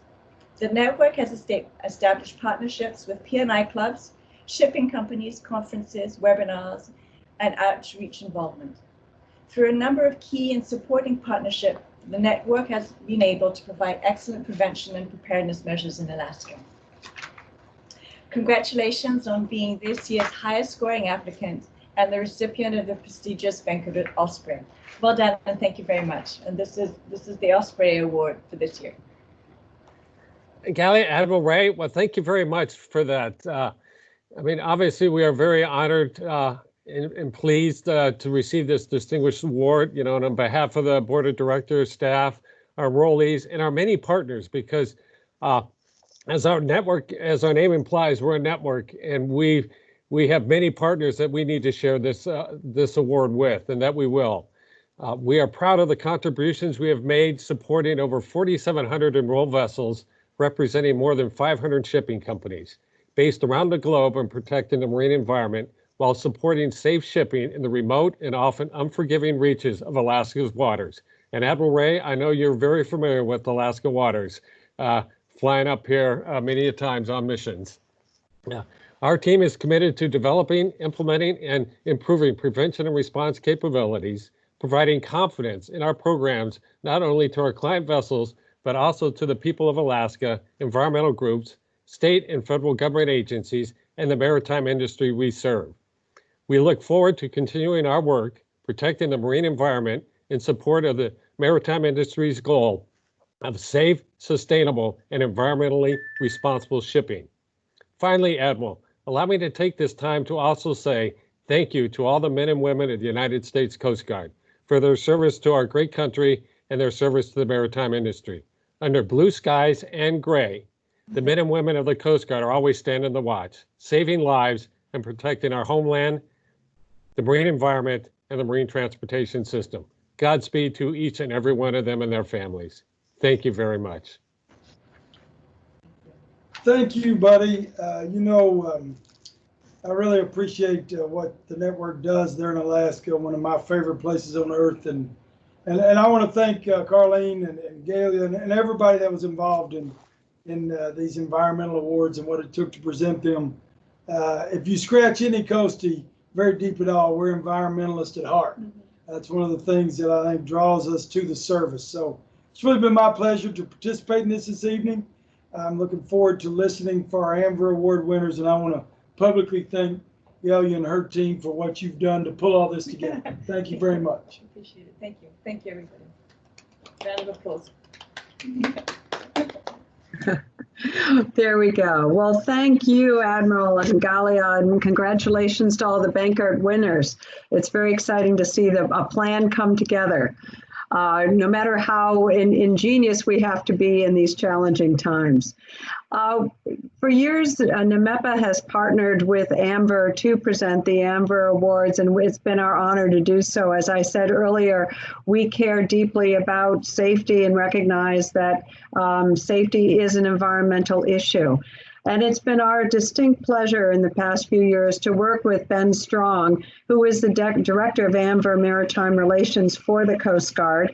And as such, he is responsible for the overall direction, management, planning, coordination, and administration of the program, which involves more than 20,000 commercial ships from hundreds of nations. He oversees the AMVER Awards program, recognizing more than 7,000 ships annually for voluntarily making themselves available to assist in search and rescue. Ben is also a member of the U.S. delegation to the Arctic Council, and formerly he was with FEMA. And a fun fact about Ben, or a very, I think, significant fact about Ben, is while at FEMA, he deployed to several national incidents, including the World Trade Center attack on September 11, 2001, and the Space Shuttle Challenger crash in 2003. So we'd like to welcome Ben Strong, a neighbor of NMEPA's physically, and a good friend. Ben, it's great to see you. Thank you so much, Carlene, and thank you everybody for participating tonight. I think it's probably a challenge when you're last for the cocktail reception, but I hope so that we can celebrate National Maritime and our AMVER Award recipients. Thank you to Admiral Ray for your kind comments and remarks and sincere support. I appreciate it. I know that our AMVER recipients appreciate it as well. Carlene, to you, a quick thank you because it wouldn't be possible without your particularly in this environment. So thank you so much for your vision and helping us to share this virtually all of the award recipients. Galia, thank you for partnering these two awards together well. Award program, it's a good marriage, and I look forward to doing this in the future. I know that we've got a couple of veterans joining us on the line today, and I'd like to thank you for your service, and I hope that you're proud for continuing this virtual world in 2020. We've got some partners around the world who are joining us. Thank you for that.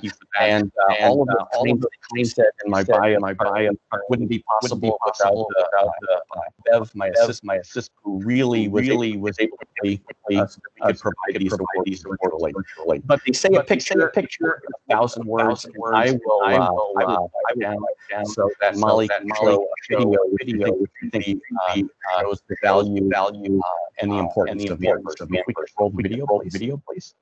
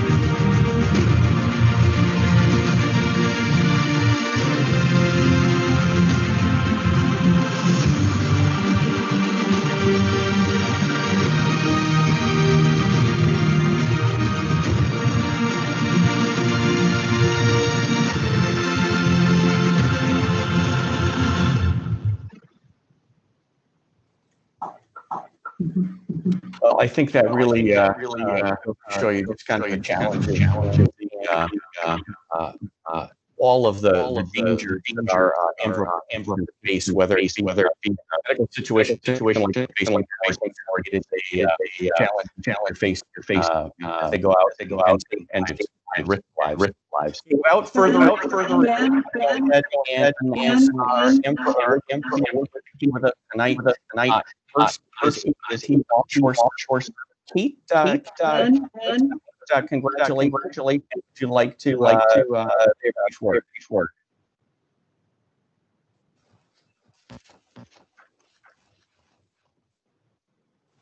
Ben, congratulations. There's an extra. We need you to turn off one of your computers.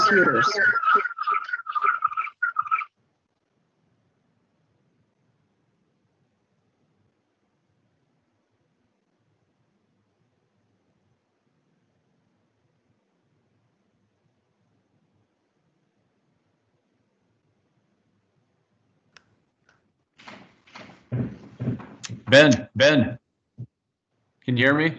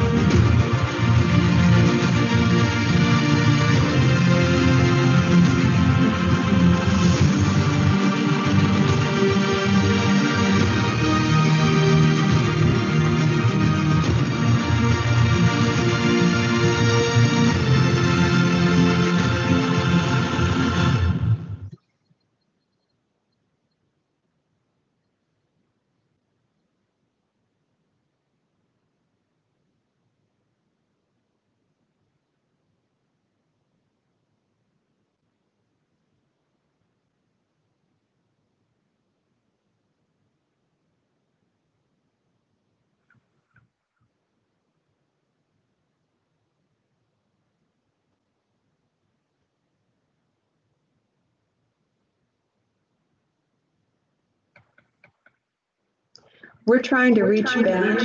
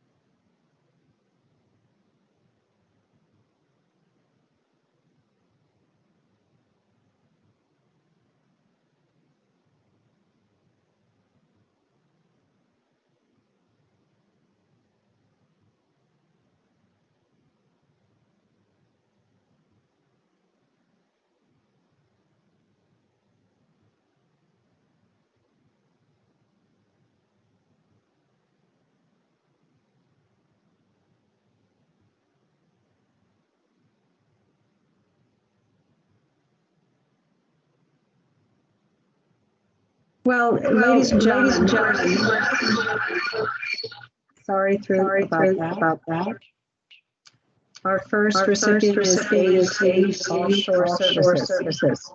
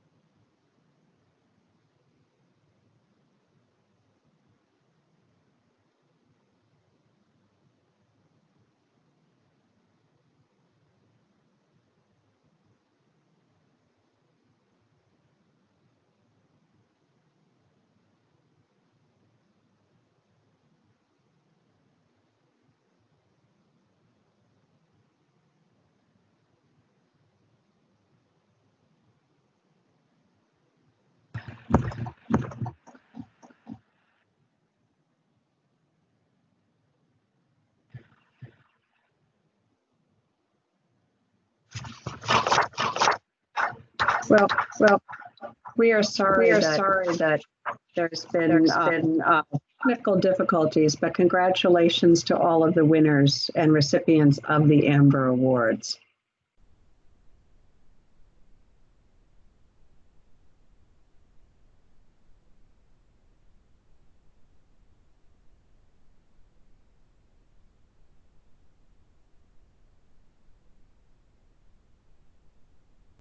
Well, and now on to our NMEPA Jeopardy winners. We had multiple winners, which is not something we anticipated, but we're delighted.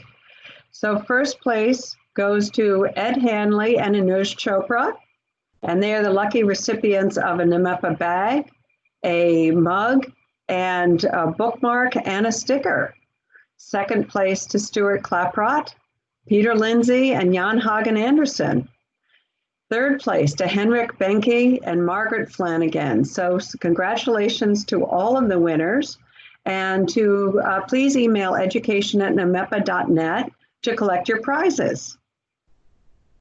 So we want to thank all of you for joining us today, and I'm going to turn it over to Joe Hughes for our conclusion. Well, thank you very much indeed, everyone. I'm sorry about the echoing that we had a little earlier. I hope that you don't hear me in echo now. But I want to thank everyone most warmly, everyone involved, all those who have attended, of course, first and foremost, and all who have made the presentations. Thanks to Admiral Ray and Galia Kaplan. Diolch yn fawr iawn i chi, Galia, I should say, of course, because of our common Welsh connections. Thank you very much indeed. That was actually in Welsh. For their presentation of the Benkert Awards, and congratulations to the awardees. Thanks to Ben Strong, my neighbor virtually up in Easton. I'm actually based here in Westport, Connecticut. Maybe there was a bit of connection there between Westport and Easton. that caused the echoing. But congratulations, most particularly to all the winners of the AMVER awards themselves. Thanks finally to Carleen and her team for making this historical event possible. I think it's gone exceedingly well. I personally have learned a great deal. I've thoroughly enjoyed participating in this afternoon. It's been absolutely marvelous. In a way, I'm attracted to the idea that we should be doing this again, although I don't much like the circumstances in respect of which we've been forced to rely upon the wizardry, as I said, of information technology to have this particular event. We all very much look forward to being in contact with everyone who's participated today in the future in our continuing mission at NAMEPA. Thank you once again, everyone. We'll see each other again in more closer confines, I hope, sooner rather than later. But I do implore everyone in the meantime to stay safe, to stay well, to enjoy life, notwithstanding the straitened circumstances in which we find ourselves, and to keep true to the mission. So thank you very much once again, everyone who's participated, and safely home if you're not already at home. Thanks so much.